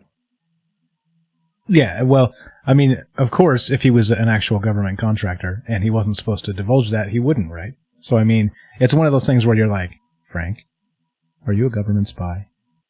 Right? Regardless of what the truth is, your answer is going to be no, right? No matter what, right? There's so much wrong with this. I forgot about this, but going back to more videos, if the military has been seeing these UFOs over nuclear sites, over battleships, in the sea, around nuclear blast detonations, if they've been seeing these things for years and years and years, and according to Project Blue Book, the answer to that is yes, they have been seeing them. If they've been seeing these things and capturing video and photographs of them for all this time, why do we only have these 3 videos? Why isn't there 100 videos? Why isn't there 1,000 videos? There's definitely got to be more out there. And if this really is official U.S. government disclosure, we should be seeing a ton of evidence coming out, but it's only these 3 things. There's something real weird going on here. Yeah, again, all of this is very suspicious. And so before any of these actual real questions have been answered, this guy has his own History Channel show, right? So again, like there's a huge disconnect of what the hell's happening here. And in most cases, right, if people have, reality winner, James Comey wrote a book, right? I keep citing him because he admitted he leaked felony information and he got to write a book and make a bunch of money off of it. So with some people it's allowed, right? But other people it's not. And that's the duality here of the situation of like, okay, so what the hell's happening? Did he actually leak this information and the government knows it and they don't care? Or, right, what's the other alternative here? Because if he leaked it and they did care, he certainly wouldn't have a History Channel special, right? I think that's nearly certain. Yeah, it is a sticky situation because he even said in an earlier answer that some of these people he's interviewing are current service members. They're currently serving. And yet they're just allowed to go talk about what they saw. They're just allowed to go, no, you get locked up in the solitary confinement if you talk about what you saw. Who was that guy who took a photograph of the submarine to share to his friends and he was locked up forever? This kind of stuff happens all the time. So for them, these pilots and all these people to give this testimony on the fucking History Channel, clearly the forms are signed. Clearly they're allowed to do this. So he must be working with the government in some way to get that permission. Exactly. So there's something happening here that somebody probably on both ends is not telling the truth. And if that's the case, right, if we have disinformation on both sides, what does that mean? It means they're possibly working together, right? Which is kind of what we've been saying for quite a while now. So anyway, in my opinion, you can add that also if you want, Frank. But yeah, I don't know, like what the answer is here. I don't know. We're gonna keep looking, and like I said, we won't spend too much time on this, but we're gonna keep an eye on this as it comes out because this is modern day disclosure, guys. If you turn on the History Channel, they're trying to tell you right now with this unidentified program with Luis Elizondo and Tom DeLonge with his sideways hat and his goofy look on his face that this is disclosure, right? This is what's going on here. So, suspicious. So let's continue. So he's definitely not a government contractor, he says as he laughs, because he's not getting paid for that. All right. So let's continue as he does this interview. I chopped up about half of it, so there is more. Go check it out. But here we go. Here's another question that led to this answer. Oh, gosh. And to be honest with you, I'm a creature of the shadows. I've spent my entire life living in the shadows. Frankly, that's a matter of our job. So it is not my nature to be in the middle of the spotlight. Personally, it's rather uncomfortable for me. But at the same time, I think the message is very important. And so I'm doing what I feel is necessary. Now, if you want a very poor analogy, I've often told people, I think of myself as this albino cave newt living somewhere in the recesses of some back cave, dark and happy, and and all of a sudden someone taking this little lizard that's been happy its whole life living in the dark and ripping it out and putting it in the middle of the hot desert sun on noon around 12 o'clock in the afternoon, and people start poking at it. It's not my natural environment, but at the same time, I think the message is important enough that we have the collective conversation with the American people. There you go. Like you said, like a politician. And so at the end, like he's wiggled out of a couple answers here, and then he says, the American people, in the interest of the American people. Lou Elizondo for president. I think he gave away the plot there with his little analogy, didn't he? He said he's like a little lizard who was in a cave in the darkness doing his job, and then someone took him out of the darkness and put him in the spotlight, implying that he was told to do this. You know, someone took him out of that darkness, out of his shadowy organization, and put him front and center. He just said it's not in his character to do this, and yet he's decided to, or someone's told him to. I don't know. Yeah, so is this, was that a Freudian slip, you think? And kind of maybe wink wink, somebody forced him to do this? Somebody made him contact Tom DeLonge? And they're like, hey, this guy's sniffing around, wants to know about UFOs. You want in on this? He's like, yeah, I guess, right? Like, like how did this actually shake out? Yeah, I don't know. Wow. Dale says, what a mouth, Frank. Yeah. So I'm sorry. Yeah, the more I think about it. So think about it this way. If you hear the name Ben, what do you think? You immediately think traitor, right? There's certain names in history that are synonymous with their actions. So Benedict Arnold, you think traitor. Mother Teresa, you think, oh, well, she helped the poor. She's such a caring soul. Mother Teresa is a synonym, or Saint. associated with mercy, with sainthood. And yes, I know she was a horrible person, but that's neither here nor there. That's a different show entirely. And then you think about people like, I don't know, Gandhi, nonviolent, peaceful resistance, so certain names are associated with certain historical phenomena. I'm pretty sure that 10 years from now, Tom DeLonge will be associated with gullible. Okay, Tom DeLonge, okay. I think they're tricking him. I think hey, that's a cool theory, Tom DeLonge, that kind of thing. I think this is where that's headed. Oh, no. In your opinion, Frank, quick. In my opinion. There you go.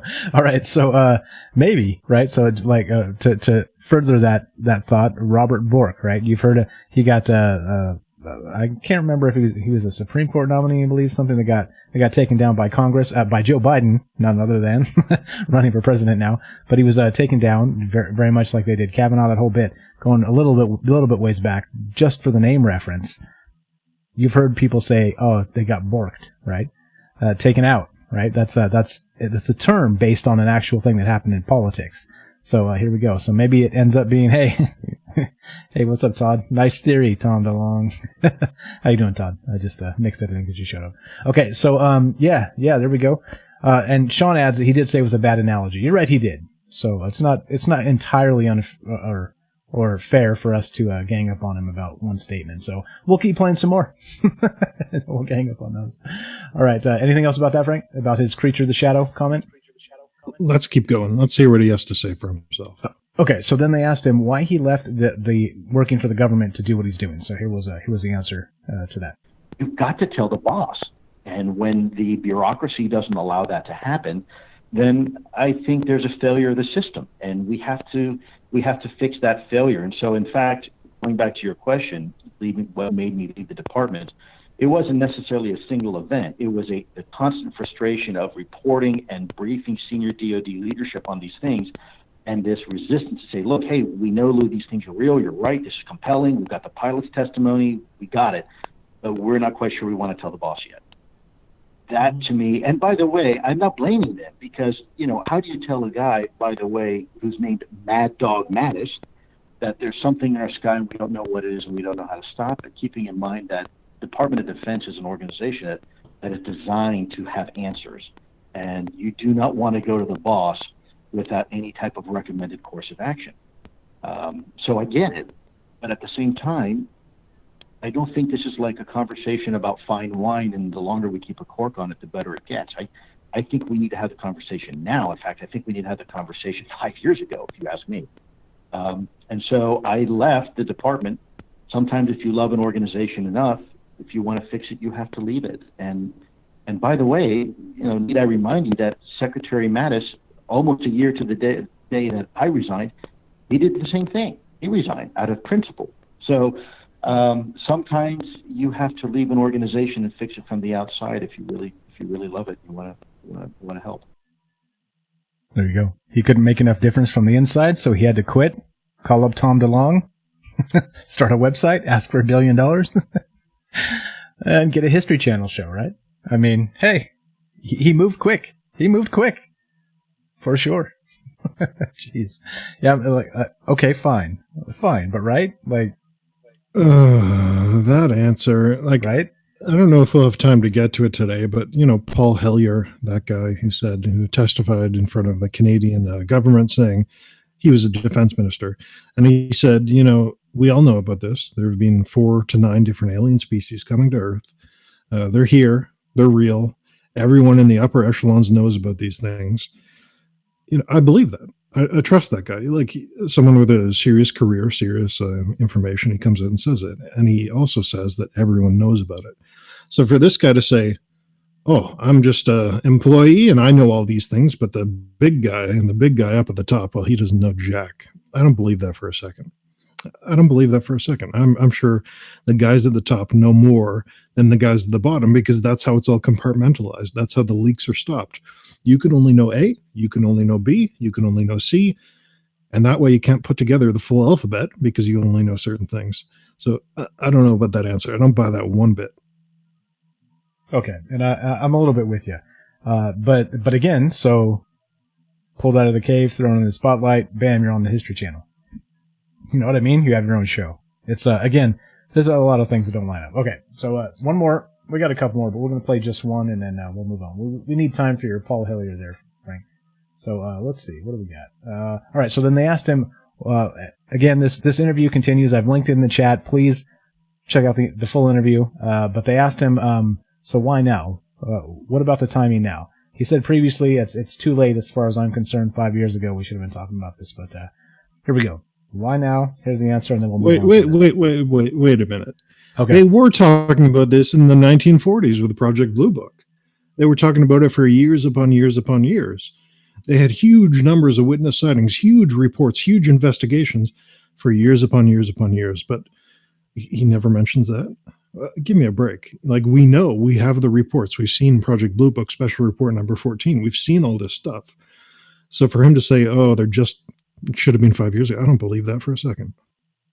Yeah, well, here's the question. Let's have him answer it, and it's why now. So let's see what he says about that, and you can get triggered again right after this, Frank. Action. Well, I can't answer on behalf of the government because I'm no longer employed by the government, but my question would be in return, well, how come not 5 years ago? How come not 10 years ago? And I can't answer that. I don't know why. It may very well be that we now are at the point where enough people are seeing these things, and maybe it's a cultural thing. I really don't know.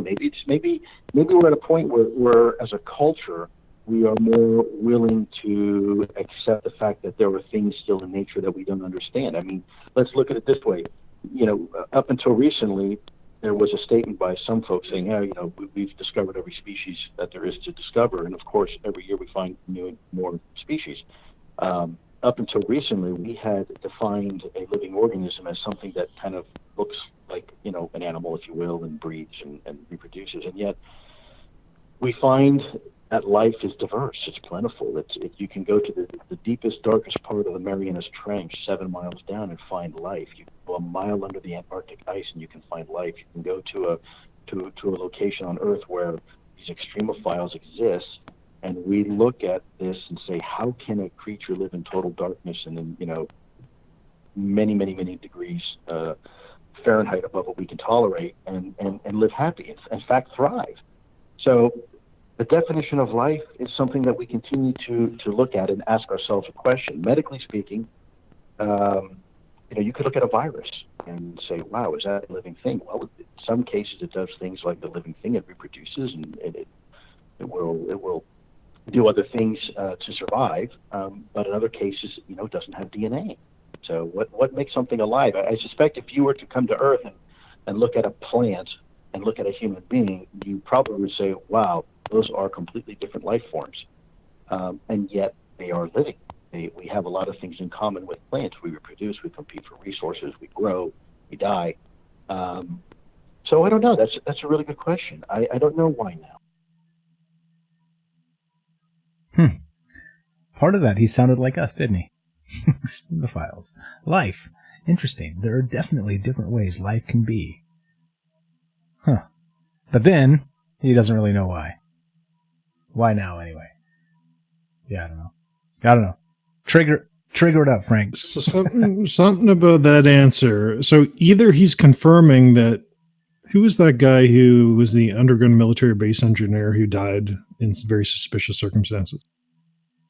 Wait, what, underground military base, not Phil Schneider?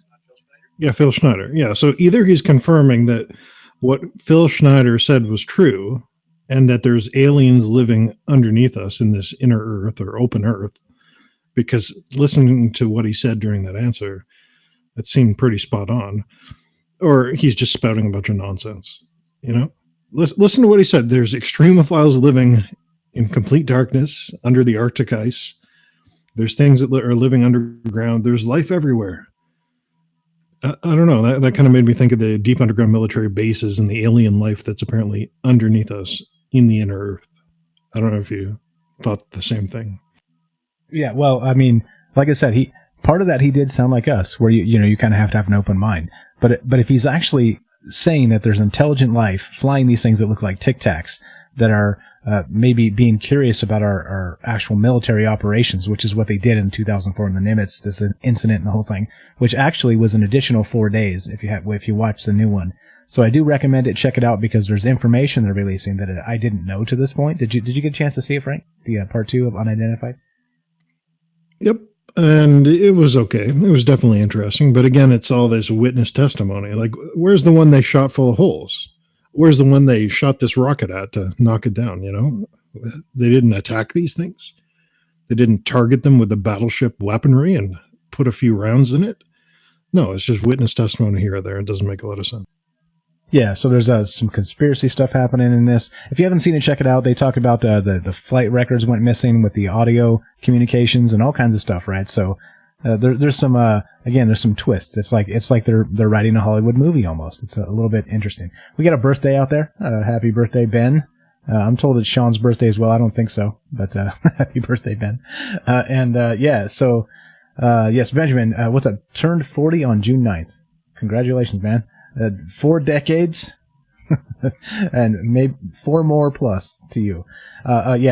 Sherry says marriage contracts are BS, Dale. Okay. I'm not sure how we got there. All right. So that's kind of the end of this. Like I said, we're going to keep an eye on this, and Lou Elizondo, Tom DeLonge. I get the feeling, I'm going to add this. I have to say it one more time, right? How goofy does Tom DeLonge look in this series, Frank? Like, the guy's got his hat on sideways. Like, it's almost like they're making him look stupid intentionally. Like, if you're trying to be taken seriously, wouldn't you, like, maybe put on a tie? You know what I'm saying? And not that is the end-all, be-all of everything. I'm just saying that he definitely hasn't said anything intelligent yet, and he definitely just sits there like the goofy dude in the corner. Right? Does he give you that vibe? There's something incredibly wrong with this whole thing. So let's go back. We got to talk about this. Let's go back. So the reason Tom DeLonge is involved with this, according to his own words, is that he is the right person to achieve messaging to the people. He is the person that can do the video editing, can get the story out there, has the name recognition. He is the one who people will accept this story from. That's what he said. So that's the whole theory. That's why he's involved. That's why he's part of this, is because he's good at talking to the people, essentially. That's the whole story. But, you know, so I don't know the name of it. I can't remember it off the top of my head, but there is a CIA program that works with media companies to insert messaging in certain shows. I can't remember the name of it, but essentially they work with Hollywood movies and they put certain messaging in shows like the military is great. Join the military. We want you. All this kind of propaganda stuff. They actually work with these companies, with television shows and Hollywood studios, to put this information into the media. So for him to say, the government, they couldn't do it. They don't have the programs for it. They needed me because I'm good at speaking good. That seems a bit nonsensical. I think they hired the dumbest person, in my opinion. I think they hired the dumbest person they could, and they found this guy. because they have professionals. I'll have to look up the name of this, but they have professional media propaganda organizations that work with Hollywood to get messaging out there. So for them to recruit Tom DeLonge, why? There's no need. They've already got that infrastructure in place already. It doesn't make a lot of sense. Yeah, and so, okay, we got a lot of, we're not going to make this into a drama session, but Todd says F wearing a tie. And then Sean adds, ties are the symbol of responsibility and being learned. But you guys get what I'm saying, though. It's not necessarily about a tie. It's about, okay, so I typically, I'm a little bit shaggy sometimes. I go, my hair's a little bit long. But if I was going to be on a damn History Channel show, I would cut my hair and I would shave. You know what I'm saying? That's all. It's like, if you want to be taken seriously, you can't look like you just rolled out of bed smelling like bourbon. You know what I'm saying? That's what I'm talking about. It's not about a tie.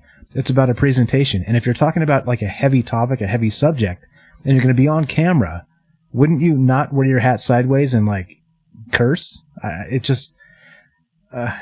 Anyway, it drives me insane. So there we go. That's just to address the tie bit. I don't wear ties myself, but if I have to, I will, right? If the situation is correct and your audience is necessary for you to wear a tie, I'll wear a damn tie. You get it? Okay. Anyway, let's move on, Frank. We got more here, unless you got more. We got, what do we got? So we have probably 40-ish minutes. So maybe 45 if, yeah. So I think we got time to squeeze in what you got there. Okay.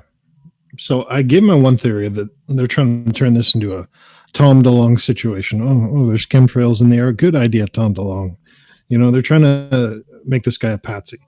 That's one, in my opinion. That's one. We got to put some text up on the screen that just says, in my opinion.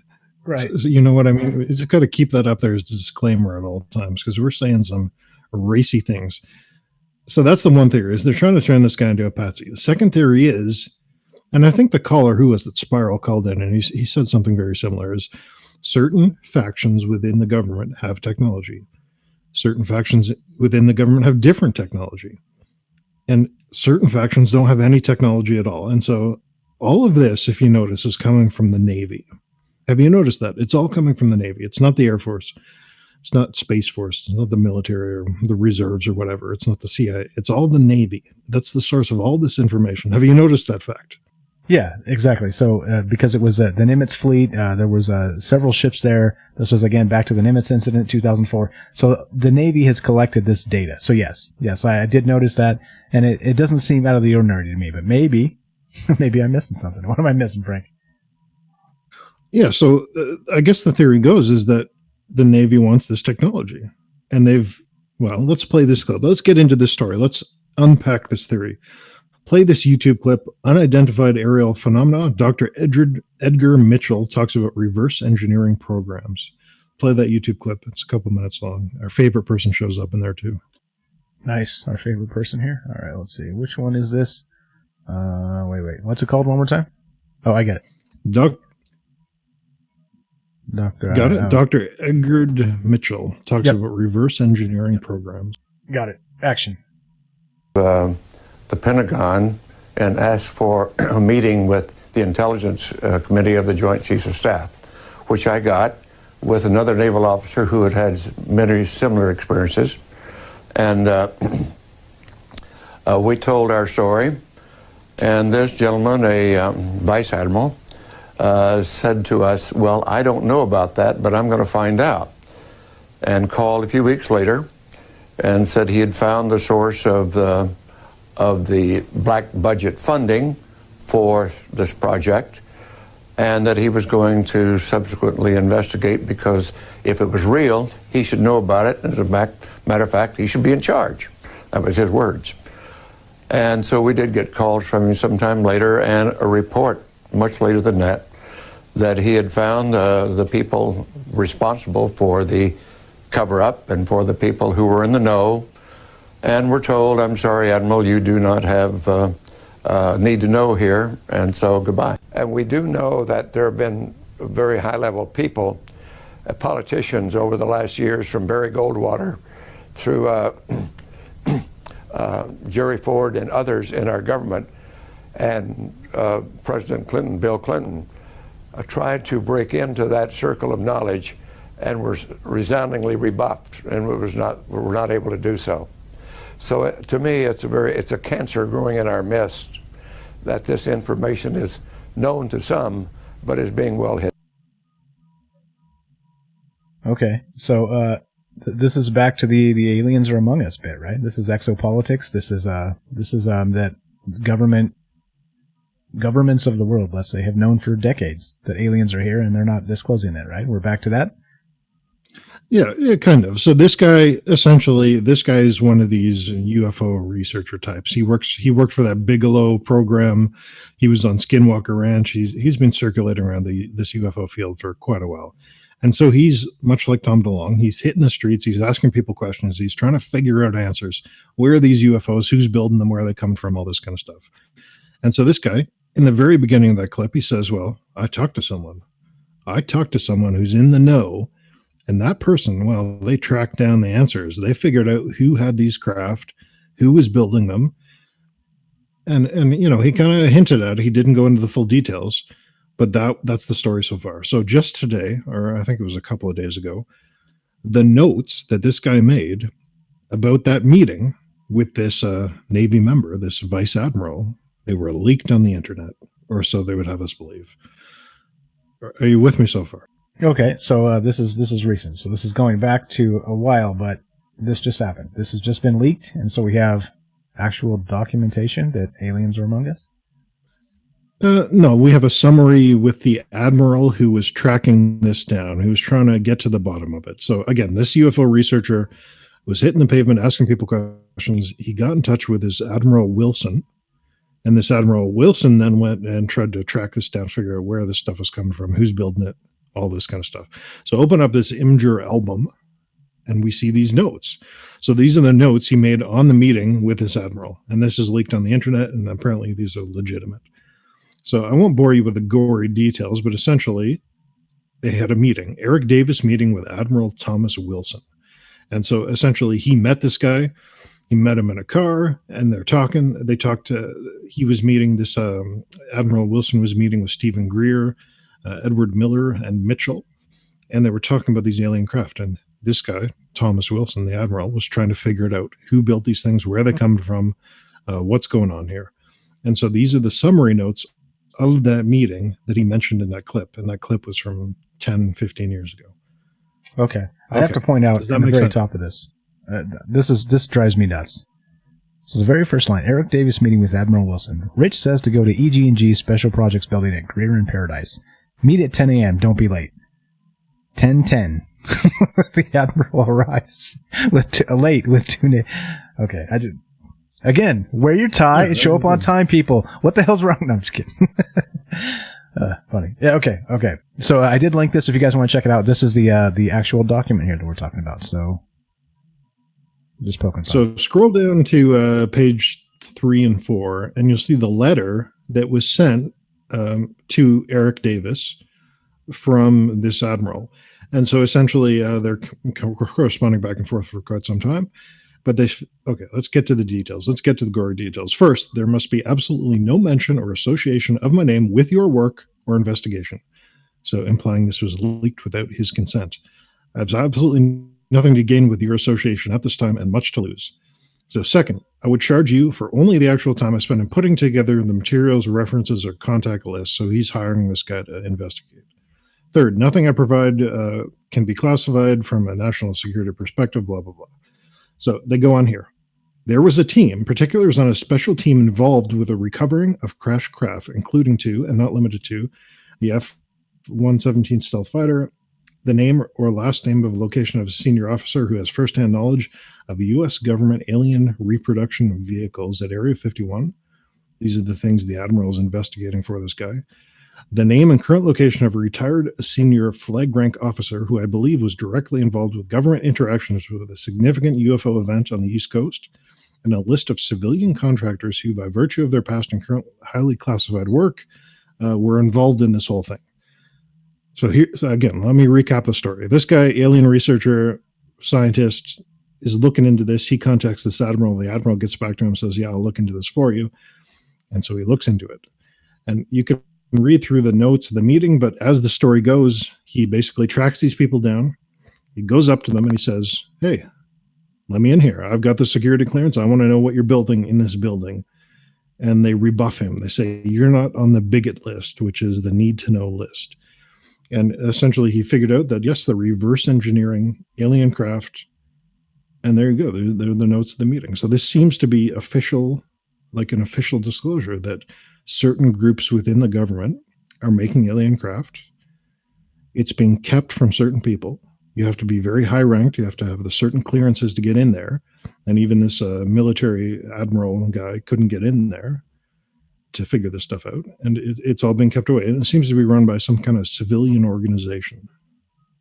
I see the letterhead says Warp Drive Metrics. That's in San Rafael, California. Oh, no. Wait, Las Vegas. San Rafael Avenue, Las Vegas, Nevada. Huh. Maybe I should go knock on the door. Okay. All right. So I'm with you. So we got some stuff happening here. And this is Kelly adds actually. He was the chair of the Joint Chief of Staff, and I'm not sure which person here, the admiral maybe. But yeah, that's very high up there. You don't get to an admiral and not know things. So yeah, definitely suspicious. Makes you raise your eyebrows. So yeah, so I think these are worth reading through. Again, it's hard to read every line here. It's just summary notes of a meeting. But the admiral says UFOs are real and so-called alien abductions are not real. What else? They've reverse engineered these craft. They're making them. So actually, let's take a quick break and play What is an Alien Vehicle? Let's play that clip. All right. What is an alien vehicle? We got some good comments. Going to read them in a sec here. But alien reproduction vehicle, yes? All right, let's play this. Actually, play the Mark McCandish alien reproduction vehicle. Play a minute and a half. Actually, wait, a minute and a half in or a minute and a half to start? To start. Okay, and action. Good morning. My name is Mark McCandlish, and for the last 21 years, I have worked as a conceptual artist for a variety of defense contractors.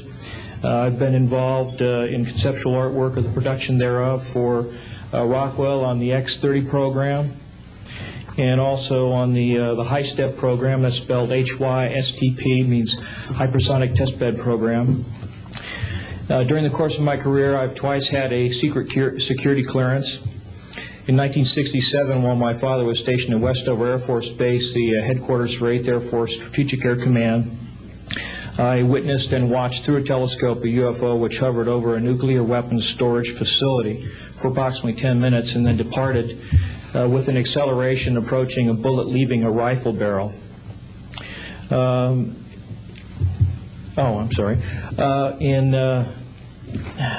1988, in November, a college buddy of mine, an associate by the name of Brad Sorensen, informed me that he had personally witnessed 3 flying saucers at a very large hangar at Norton Air Force Base during the course of an air show that was held on Saturday, November 12, 1988. I subsequently called my congressman from that district. I called his office. This was Congressman George E. Brown, Jr., who at the time was the chairman of the Congressional Committee on Space Science and Advanced Technology. I naturally assumed that since this presentation that Brad talked about was for top military brass and certain congressional individuals, that his office must have coordinated this with the local Air Force Office of Public Affairs. Okay, I'm going to kill it there. So remember when I said to wear a tie and look like you belong there? So this is to me, this is a little bit more like what you would expect as some sort of disclosure. Even if he got no attention, right? He's there. He's got notes. He's actually talking about specific incidents. He's talking about specific people, right? I mean, this is what I would expect, not the History Channel with Tom DeLonge and Lou Elizondo, right? Yeah, again, that's a good point. Is the real? Let me tell you something. The real important information out there in the world is going to be in dry, boring, dreary documents that are hard to get through without falling asleep.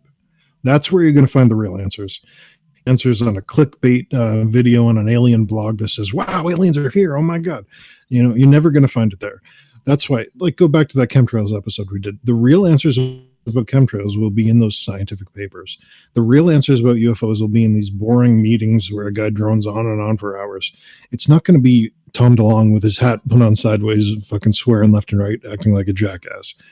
That's entertainment. It's entertainment. It's meant to keep your attention. It's meant to make you think something about something, but that's not where the answers are going to be. It's going to be in this kind of stuff. That's my opinion anyway. And you look at this, it's incredibly boring. It's droning on and on, but this is really compelling information. Exactly. And Todd adds, this dude looks like a super nerd, and yeah, wear a tie and put people to sleep. And you just walked right into Frank's trap with those comments there, because he's right. Like this stuff isn't going to be on some super clickbait, mushrooms on Mars type video. It's you're not going to see it that way. Like this stuff is an actual government documents, and people that are trying to bring this stuff out in situations like this, not on their 4-part disclosure project on the History Channel. It's just not. Anyway, you can tell it kind of leaves a bad taste in my mouth, let's say. But okay. So this guy's saying some incredible things. He's saying we are reverse engineering alien craft, right? Like Bob Lazar said. There are aliens here on Earth, he said. And, right? I mean, so there's tons of stuff here that's like, holy crap. But, he's wearing a tie. So he's boring. So we don't believe him? I don't know. He's saying some amazing stuff to me. Yeah, so let's go back to these so-called leaked documents. Essentially, again, the rundown is this admiral, he gets in touch with these people, he finds the contractor running this operation, reverse engineering these craft. He has an exchange with them. They won't let him in. They say he doesn't have the right clearance. He's not on this need-to-know list. He's fighting with them, trying to get in, and he's denied. He says, you do not have access to these special access programs. You can't get this information. He knows they're building it. He's talked to people. He says, oh, yes, we're reverse engineering them there. He's got leaks of his own. Can't actually get into this building, into this program to find out what's going on. And so, yeah, this is seemingly the real information. This is proof positive that they are building these things.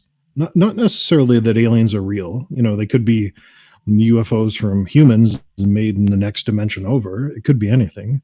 Doesn't mean little green men. It could be, advanced civilizations in an alternate dimension, or it could be anything. But he's saying we are definitely building these things. And within the government, very secret programs are doing it. And the other government organizations, exactly, back to Bob Lazar, the other government organizations, they're kept in the dark. They don't know about these things. So the Navy, for example, the Navy doesn't know about these things because this admiral, he was in the Navy and he wasn't allowed in. Right. Okay. So this is happening then. We're in a situation where this is happening, and what's the next step? Yeah. I don't know. Let's play this clip here. Special access programs above top secret. This is about the Hillary Clinton email investigation. I don't mean to trigger you, but this is the kind of bureaucratic red tape that's protecting these individuals. So think about how frustrating this is. This is the Congress guy, Chaffetz, I think his name, trying to get information on these email leaks, but he can't because they're all above top secret. They're all kept secret. Play the clip. So you'll see this guy's frustration, this admiral trying to track down this reverse engineering UFO program. He's running into a very similar situation to what's evidenced in this clip here. So this is a good example of the bureaucratic red tape nonsense. Okay, my favorite, bureaucratic red tape action. In a secure format, the classified emails. What I can, to a certain extent, I cannot provide a certain segment of them because the agency that owns the information for those emails has limited the distribution on those. So they're characterizing them as ORCON. Explain what ORCON is. Originator control. So I can't give them to even Congress without getting the agency's permission to provide them. So they have been provided. Which agency? I can't say that here in an open hearing, sir. So you can't even tell me which agency won't allow us as members of Congress to see something that Hillary Clinton allowed somebody without a security clearance in a non-protected format to see. That's correct? This is the segment of emails that this is why my letter back to Ranking Member Cummings had to be classified, because people would like to see this segment of emails. And this has been an issue not just with you and your committee, but with several members at this point. And so We have gone back to the agency that is involved several times, and we can certainly do that again and ask permission. Can you generally tell me, is it because they're so sensitive about signals intelligence, humans intelligence? What?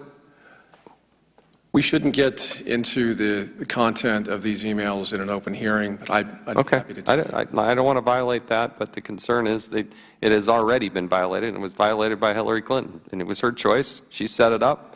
And she created this problem, and she created this mess. We shouldn't have to go through this, but she did that. This is the segment of emails that I had to have people in my office read in to particular programs to even see these emails. We didn't possess the required clearances and compartments. So even the Inspector General for ODNI didn't have the requisite security clearances. That's correct. I had to get read-ins for them. Okay, you can kill that now. Okay, so who the hell controls that? Like, how small is the circle that controls that shit? You can't. Oh, well, I can't tell you. I can't tell you that. I can't. Oh, no, I can't tell you that either. No, I can't. Well, no, we probably can't even, shouldn't even describe whether it's signals intelligence or not. Right? Yes or no? No, we can't even do that. Like, what the hell's going on here? No wonder. Oh, anybody watch Jay and Silent Bob? Clown shoes. This is ridiculous. Like, this is where our money's going. To this crap, to these bureaucratic games. Oh my God, you just triggered me, Frank. You have no idea. Okay, but you get the point here. So you got this admiral. He's trying to track down who's reverse engineering these UFOs. And he's going through the same shit that they were going through in that clip. Well, how can I get access? I can't tell you. Who's in control? I can tell you. Can I get access? No, you can't. I talked to this guy. He said I could. No, you're not on the clearance list. So it's all this nonsense, this bureaucratic red tape nonsense. So even in the leaks here, in this page, I think it's on page 14, he says there are 400 to 800 people who are on this list. That's it. So such a small group of people, 400 to 800 people are on this big acceptable clearance list, and no one else is. No one else can get access. No one else can even tell these people where to get this stuff from. So this is crazy. This is the problem. Is this making sense so far? So he's running into this red tape. Yeah, it seems like everywhere you go, you run into this, and it's based on who they want to protect. Again, this goes back to the beginning of when we were talking about this in the leaks, and the Elizondo and the Comeys are fine, but Julian Assange and Reality Winner is not. Right? Like they've got these lists already pre-selected, and when this happens, you either cock blocked and you get nothing, or you're allowed to leak and you get away with it. It's unbelievable, this stuff. You triggered me, Frank. I'm so mad. Okay, so let's go back to the theory in terms of Elizondo. Let's say you're the Navy. You're in charge of the Navy. And this shit's going on. There's UFOs zipping about left and right. You've got a good sense that you've built these things, or someone in your government has built these things. How do you get access? What would you do first? That's a good question. You'd have to go very high up the chain, right? I'm not sure we could get access. Yeah, exactly. Well, no, in terms of if you're in control of the Navy. So this is my personal theory. In my opinion, we really need that disclaimer on the screen. But this is what happens. So they know they have these things out there, and they try to get access through this red tape bureaucratic nonsense. And this is what this document is. This is the Admiral of the Navy, this Miller guy, trying to figure this stuff out. And they say, no, you're not cleared. You don't get access. You can't do anything. So going through the official way of doing it, they said, no, get the fuck out of here. What's your next step? So you would probably file an appeal, or maybe go to a different source if you could. Maybe go to the New York Times, because they've got leaks like a sieve. You're probably over there. In my opinion, you stir up a hysteria. You stir up a huge controversy in the public, and you demand that Congress starts investigating this stuff. You put propaganda on the History Channel, and you get people incensed, people upset, people outraged that there are UFOs in the skies that are a national security threat, and we're not investigating them at all. So I think that's what's going on here. Tell me if I'm crazy. I know I'm crazy, but tell me if I'm super crazy here. The Navy is seeing these things. They try to get access, and this is what's in these leaks here in these 14 pages. They can't get access. They say, you're not cleared. You don't have this clearance. You go away. So then they say, oh, fuck, we can't get access that way. What are we going to do? Well, we're going to spill the beans. We're going to say there's UFOs, and we're going to demand Congress investigate. We're going to put a show on the History Channel. We're going to get these people, these sheep in the public, so angry, so upset that they'll let us in on their secrets, in my opinion. Right. So stir up the hornet's nest, so to speak. And if you get enough buzz, then you start getting answers, or at least running people out of Congress that won't give you the answers. Right? It's like a pressure campaign, is what you're saying. In your opinion? I think so. I think that's what's going. In my opinion, I think that's what's going on here.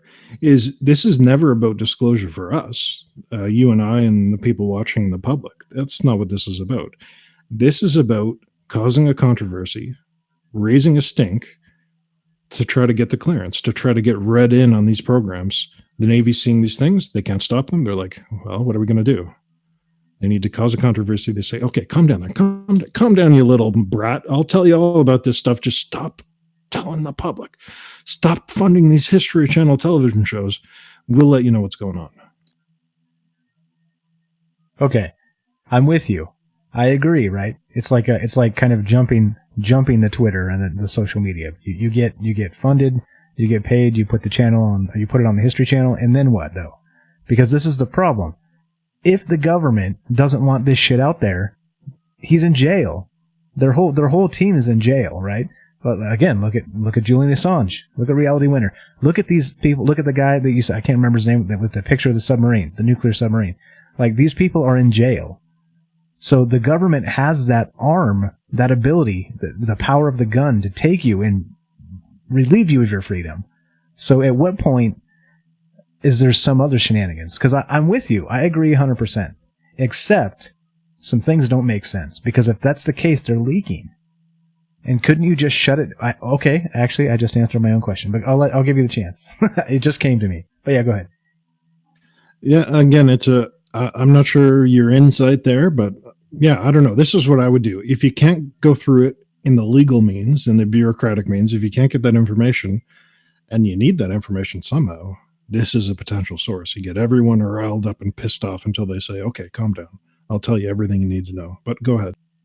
Okay, so I think this is what it is. So if that's the case and they beat them to the punch and it becomes so large, if now Lou Elizondo got arrested, it would be blow perfect, wouldn't it? He'd be a murderer. Yeah, exactly. It would blow up even bigger. So maybe that's why they pick and choose on how they actually enforce the leaks here, because it's based on the pressure, the blowback, all the politics, and the red tape. So yeah, maybe that's what's it's like you're like, hey, I'm going public with this if you don't do X, right? Which is give us more information or include us in the process or whatever. And then if you go public and it gets big enough, you can't just disappear, right? Unless it's years and years and years later after people forgot you, right? Like wink, wink, kind of Phil Schneiderish, that type of thing. So yeah, maybe it's a way of cutting them off at the pass on maybe leaks that they did but couldn't do. Yeah, I don't know. Again, but see, now we're getting into like a spy game here. Like, is this really what's going on with Tom DeLonge involved? It seems like a bad movie, or worse. Okay, but I'm with you though. I get it.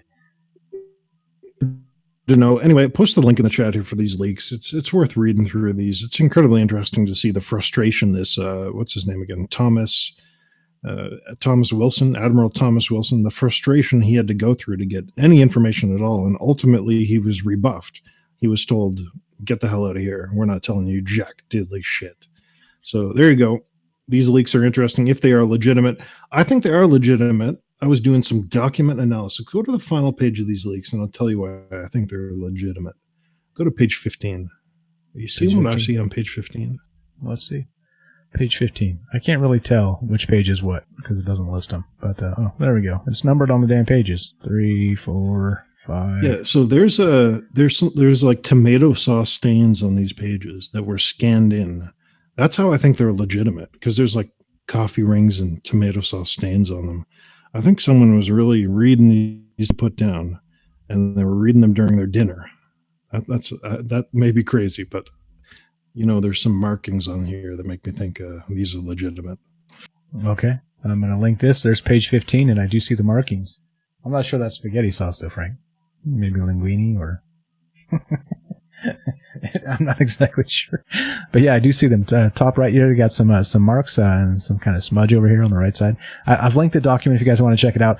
And I haven't read through the whole thing myself because, hey, time. I will, though. And we'll get back to this. We're not done yet. There's more to this, right, Frank? We're going to get to Paul Heller at the end of this. Hellier, is that his name? It's kind of a side story to this whole thing. But yeah, there you go. So I think there is spy games going on. I think ultimately we're never going to learn anything. And this is all a play for certain people to learn something. You know, that's my gut feeling. I don't know if people probably lost the plot. People think I'm jack rabbit insane by now. Well, they knew that already, but I think there's something real weird going on with this whole situation. And I'd love to hear your thoughts on it, what you think's going on. But ultimately, I don't think it's about us learning anything at all. I really don't. Okay. So there's something happening kind of behind the scenes here. So what exactly is it? I'll read this great comment by Thomas, but we got a few minutes left. If you guys want to be part of the show, tell us what's on your mind, what you think about this. What is actually happening here? Is this a situation where the government has allowed this stuff to leak and then ignores it as policy, or is it something more sinister than that? Do you think they're involved in the leaking of this information for whatever purpose it might be? Sort of like the War of the Worlds radio program, people jumped out of buildings and committed suicide type of thing. Is it like a gain of function exercise where they're maybe testing the waters by, hey, if we leak this amount of information, let's see what kind of blowback we get. Hey, if we leak a little more and maybe make it look really scary, you know what I mean? Is it like that, like a step-by-step gain of function exercise? Who knows? Like, that's the thing. Who really knows? What do you guys think? Give us a call, 702-957-1037. Go to troubledminds.org. You can find the Discord link. Get in here and tell us what you think. We got a few minutes left. The few minutes is for you. I'm going to read this comment by Thomas. Thomas says, if you guys really want to know what's going on, you will need to assemble a team of physicists, scientists, engineers, mathematicians, historians, statisticians, theoreticians, computer scientists, IT professionals, including AI developers, for the purpose of developing what I call a theory variable model, the V-files, to explain these unexplained phenomena and adapted to show the relationship of random behaviors that are not considered consistent or normal with the civilization that you are accustomed. Wow. That's a mouthful, man. Are you, I guess we need a point person. We need a volunteer. What are you doing this week, Thomas? That's a lot. So the V-files, I like it. I do like it. What do you think about that, Frank? I kind of laughed there. I thought you were going somewhere different with that. I thought you were going to say you need to assemble a crack team and then get a bunch of money from the public in donations and then make a dumb show on the History Channel. But okay. Yeah. Okay. Oh, I see. Because that's kind of what he did, right? And they collected all that and then got on the History Channel. Yeah. There you go. What's up, Luxor's Sun Dragon on Twitch? We see you there. Thanks for showing up. Okay. So it's, we're kind of at the end of this. So, the time is for you now. You got good comments? Now's the time. If you want to give us a call, now's the time. 702-957-1037. Go to troubledminds.org. That's the official website. Click on the Discord link and get in here and tell us what you think. Is this now what's going on? We've talked about this quite a bit. This controlled disclosure. It is it's been going on for some time. Again, Lou Elizondo thinks that this is 5 or 10 years new or too late. But again, like Frank said, we got Project Blue Book going back to the late 40s, early 50s, right? Where Roswell and this whole business kind of spawned it all. So this is not new. This is not 5 to 10 years new. This has been going on, not just here. It's apparently a worldwide thing. So I don't know. What's the theory? We've heard lots of theories of maybe it is a drip type of disclosure, trying to prepare people for something. For what though? Is it for actual disclosure, or is it that false flag government disclosure where they're trying to take our freedoms? Who knows, right? What is the theory here, and what do you guys think? What with all this stuff, what makes you think the number one business is, and why they're doing this? Let's see. Kelly says it's a step-by-step program to see what people think. It's government bullshit. There we go. There's one. Thank you, Kelly. JJ says once all the boogeyman enemies don't work anymore for war, aliens would not surprise me to be the next boogeyman. Right. Exactly. Some sort of a false flag operation, right? So maybe that's the long game. Who knows? Tamron, what's up? Thanks for showing up. Says I do think that it's both. Well, number one, the New World Order agenda of the fake alien invasion to group together the masses for their gain, and number two, the real people who believe in saving the masses to the truth. Yeah, that's heavy, right? So, like if these things are like happening and this is real, this is heavy stuff, right? I don't know. Where do we go from there? Sherry says, I think we should talk about the Bermuda Triangle. It definitely needs attention. All right. I think we did that, didn't we? We did that. We did that a while ago. Yeah, that was a good show. The Undersea Mysteries Show. A lot of UFOs underwater, it seems. Yeah, including the Tic Tac from 2004 Nimitz incident. Todd says there is no disclosure until they admit they're aliens that they have interacted with. We got a caller. We'll take that in just a sec. And let's see. Dale says number one business is pharmaceuticals. Keep them all drugged, and I believe anything. Hey, that's as good as any. That's as good as any, man. I'm with you on that, Dale. Okay, and let's see. Kelly says, I believe they're trying to get the sheeple to believe there's an alien problem and then fake an invasion. An alien species is coming back, and the alien species is in control. Don't want to let go of control. Okay, and then Ash, what's up? Do you think Dr. David Jacob is real or a CIA asset or something?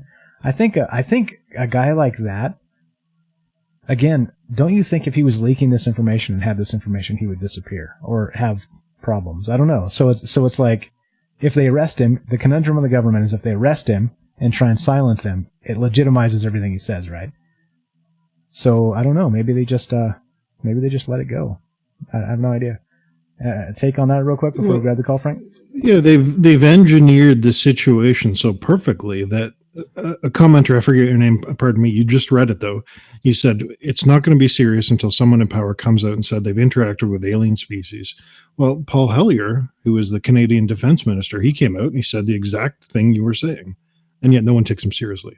So they've engineered this situation where this whole topic is verboten. If you talk about it, you're a fucking nutter, right? So it's almost like a perfect propaganda thing where it doesn't matter. It doesn't matter what you say. It's not real, period. Right, exactly. And again, unless they mobilize, they kick in your door and arrest you, and then suddenly it is real.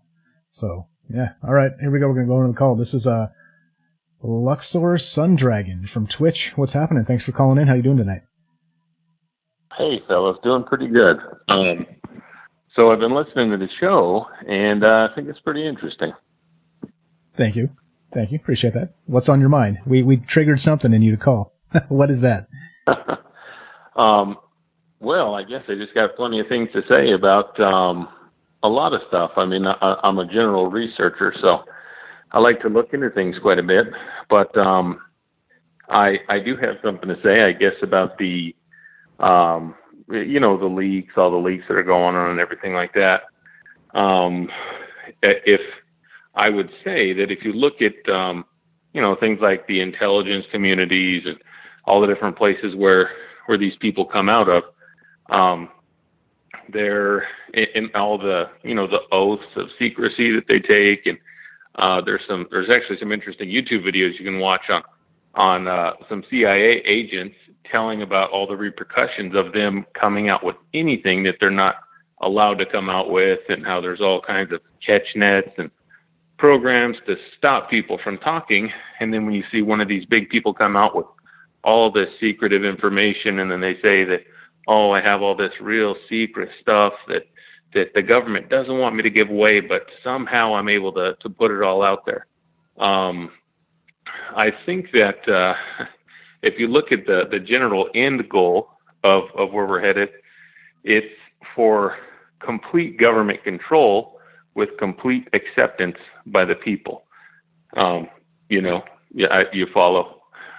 Yeah, definitely. Okay, so, but how are we getting there? I guess is the question. So they want us to accept the fact that aliens exist. So are you coming from the premise that aliens do exist, and they're trying to get us to accept that fact, or is this something entirely different? Well, I guess if you want to branch out into the alien idea for a minute, we can. I'll just throw out some real wild, crazy things to think about. How about since I know we're pretty short on time? Sure, perfect. If you look at just like the language and things like that, where like the English language comes from, and where pretty much most modern languages come from, and you trace those back into like, the ancient Greek, and then the ancient Hindu, I guess, for other parts of the world, ancient Chinese, and then all of those can be traced back even further to more ancient cultures like or at least most of them. There are a few anomalies, but most of them will trace back to, like the Greeks, which trace back to the Egyptians, because the Greeks are heavily borrowed their culture and writing and things like that from the Egyptians, and then that goes back even further to the Babylonians, the Sumerians, and if you start looking at all the different cultures around the world that a lot of the Native American cultures that say that their gods came across the ocean on a boat, and they were the god of the sea or the god, fish god, someone that was partly fish and partly human, and then you go to a completely different part of the world where they couldn't have had any contact with each other, and they say just about the same exact thing. And then you're at that same time period, you're dealing with the idea of the Atlantean Empire. And then if you look at some of the ancient writings on the Atlantean Empire, that goes back to a one world government or a one world political power, which wasn't just some island that popped up in the middle of the sea somewhere. So you have this great empire, and then a lot of the mythology surrounding that, especially if you trace it back to all these different cultures that this Atlantean empire or religion spread to. You have things like they always worship the stars, certain stars like Sirius, the Pleiades, the constellation of Orion, and things like that. So those, I guess the old writings and the religions and the cultures will all say that the Atlantean Empire and the ancient humans actually came from the stars, and it's those stars that humanity was born from.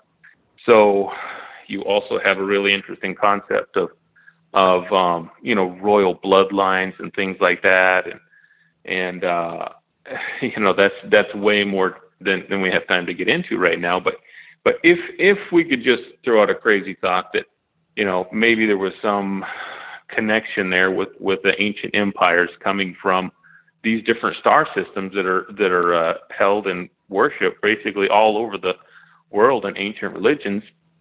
Maybe there's something to that, because it's extremely unlikely that all these different people are just making it all up at the same time when they were tens of thousands of miles apart from each other.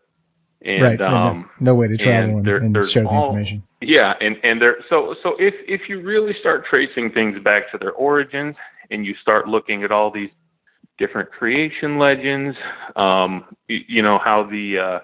in the ancient Hindu religion, it talks about how the gods had wars, that they waged wars against each other and metal flying machines in the sky.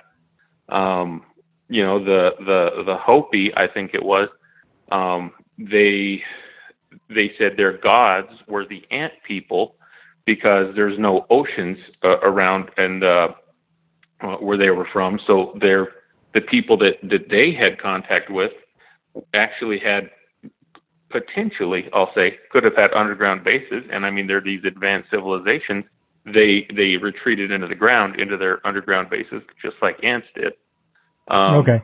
Let me ask you real quick. Let me ask you.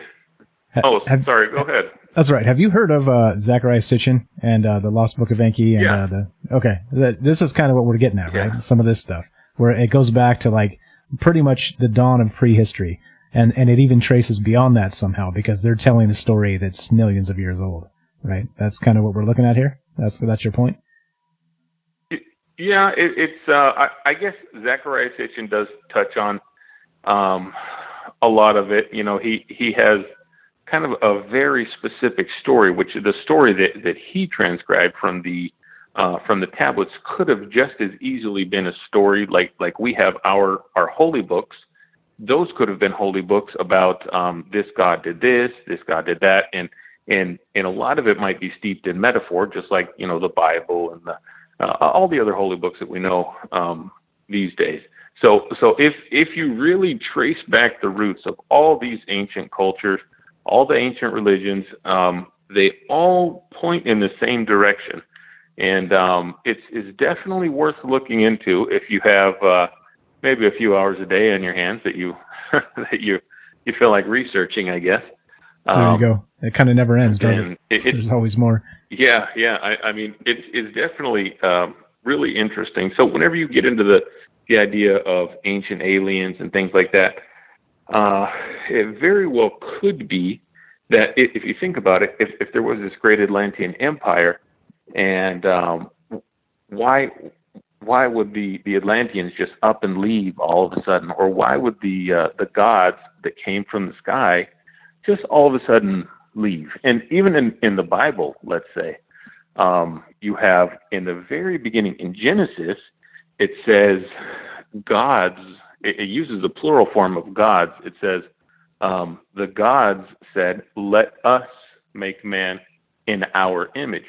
So why if there's a singular God, at least at this part of the Bible that the Bible's referring to, why would God talk about himself in a plural form?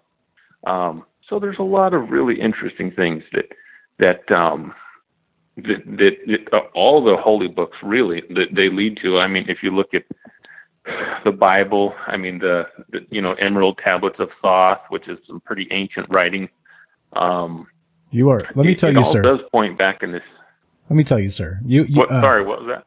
Luxor Sun Dragon. This is a Luxor Sun Dragon from Twitch, guys. You were in the right place. You were definitely in the right place, because a lot of things you're talking about we've touched on in the past, and we will touch on again in the future, because the story is so large, and there's so much really packed into all of that that you just kind of can't get to it in 2 hours. And so I encourage you, if you're new, and you did say you're new to the show, go back, check out troubledminds.org, check out some of the older shows. We've got some things that might be right down your alley. We did do the Lost Book of Enki, which is Zachariah Sitchin, of course. We've done some other ancient alien type theory.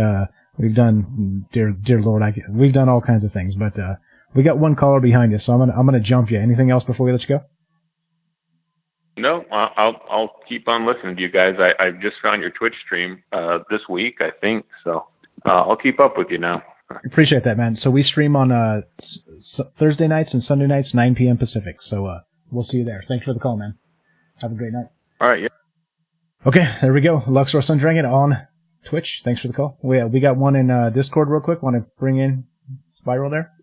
Yeah, just my 2 cents on that. I can buy that theory. Is there was some kind of government, alien government, or some kind of centralized control, and they up and left. The bosses went out for lunch, but they're coming back, and they got to get us in order. We got to start getting back to work before they come back. Dale or says else they won't be too happy with us. Yeah, exactly. Dale says they got bored with this dimension. Thomas says we remain. I am. So maybe Thomas is Anunnaki. Call us and tell us about that sometime, please. Okay, let's get spiraling here.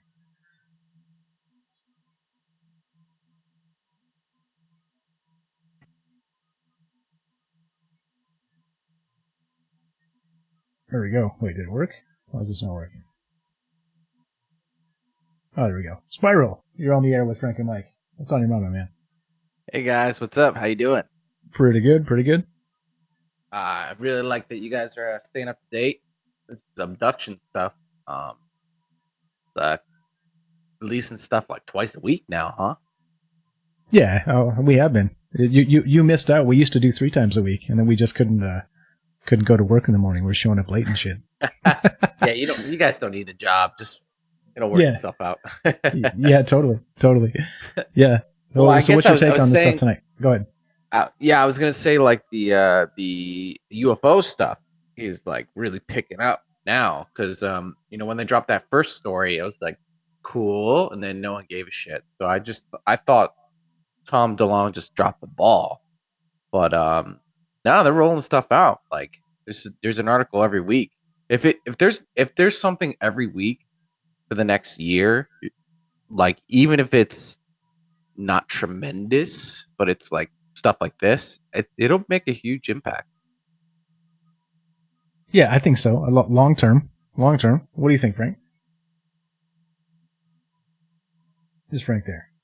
Maybe Frank disconnected. Maybe that's why I said let's bring Spiral in. Are you there, Frank? Okay, never mind. Yeah, all right. So I'm with you. So you're saying that one way or the other, it's kind of doing this drip disclosure type stuff. It's going to prepare us for something, whether it is some sort of false flag BS or whether this is the real thing. One way or the other, it's conditioning, right? Is that what we're getting at? Yeah, I think. Yeah, it definitely seems like something's the peg is being moved forward. But specifically, what I wanted to bring up was, you guys know I'm like obsessed with the abduction phenomenon, and I asked about Dr. David Jacobs. Like his content is like whether it's true or not. Frank, you there?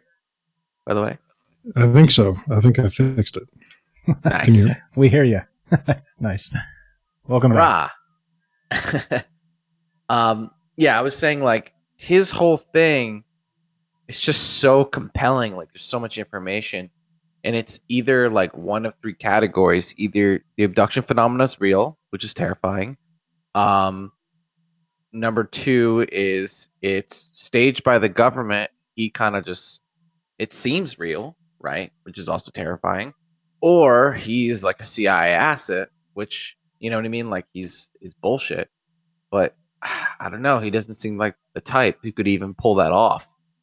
So it seems like it would be one of two categories. So as all this stuff comes out, I'm like, either the government's faking abductions, or like there's either abuse of power that they can abduct people, or aliens are abducting people, and maybe we're like trying to get our shit together to do something about it. But both of those kind of suck. Well, it'd be nice if we could get our shit together and do something about it. What do you think, Frank? What's your take there? Yeah, I don't know. They've been very careful with all these articles and all these news stories to avoid the A word, the alien word.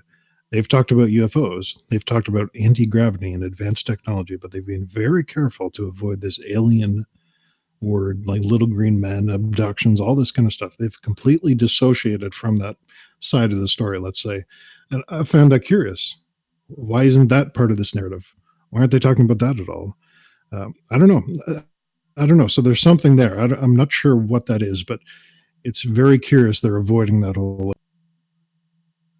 Maybe the whole reason is like either we agreed to it or we can't stop it, the abduction phenomenon. So like if you can't do anything about it, you might as well not even tell the populace so they can just go about their lives. You know what I mean?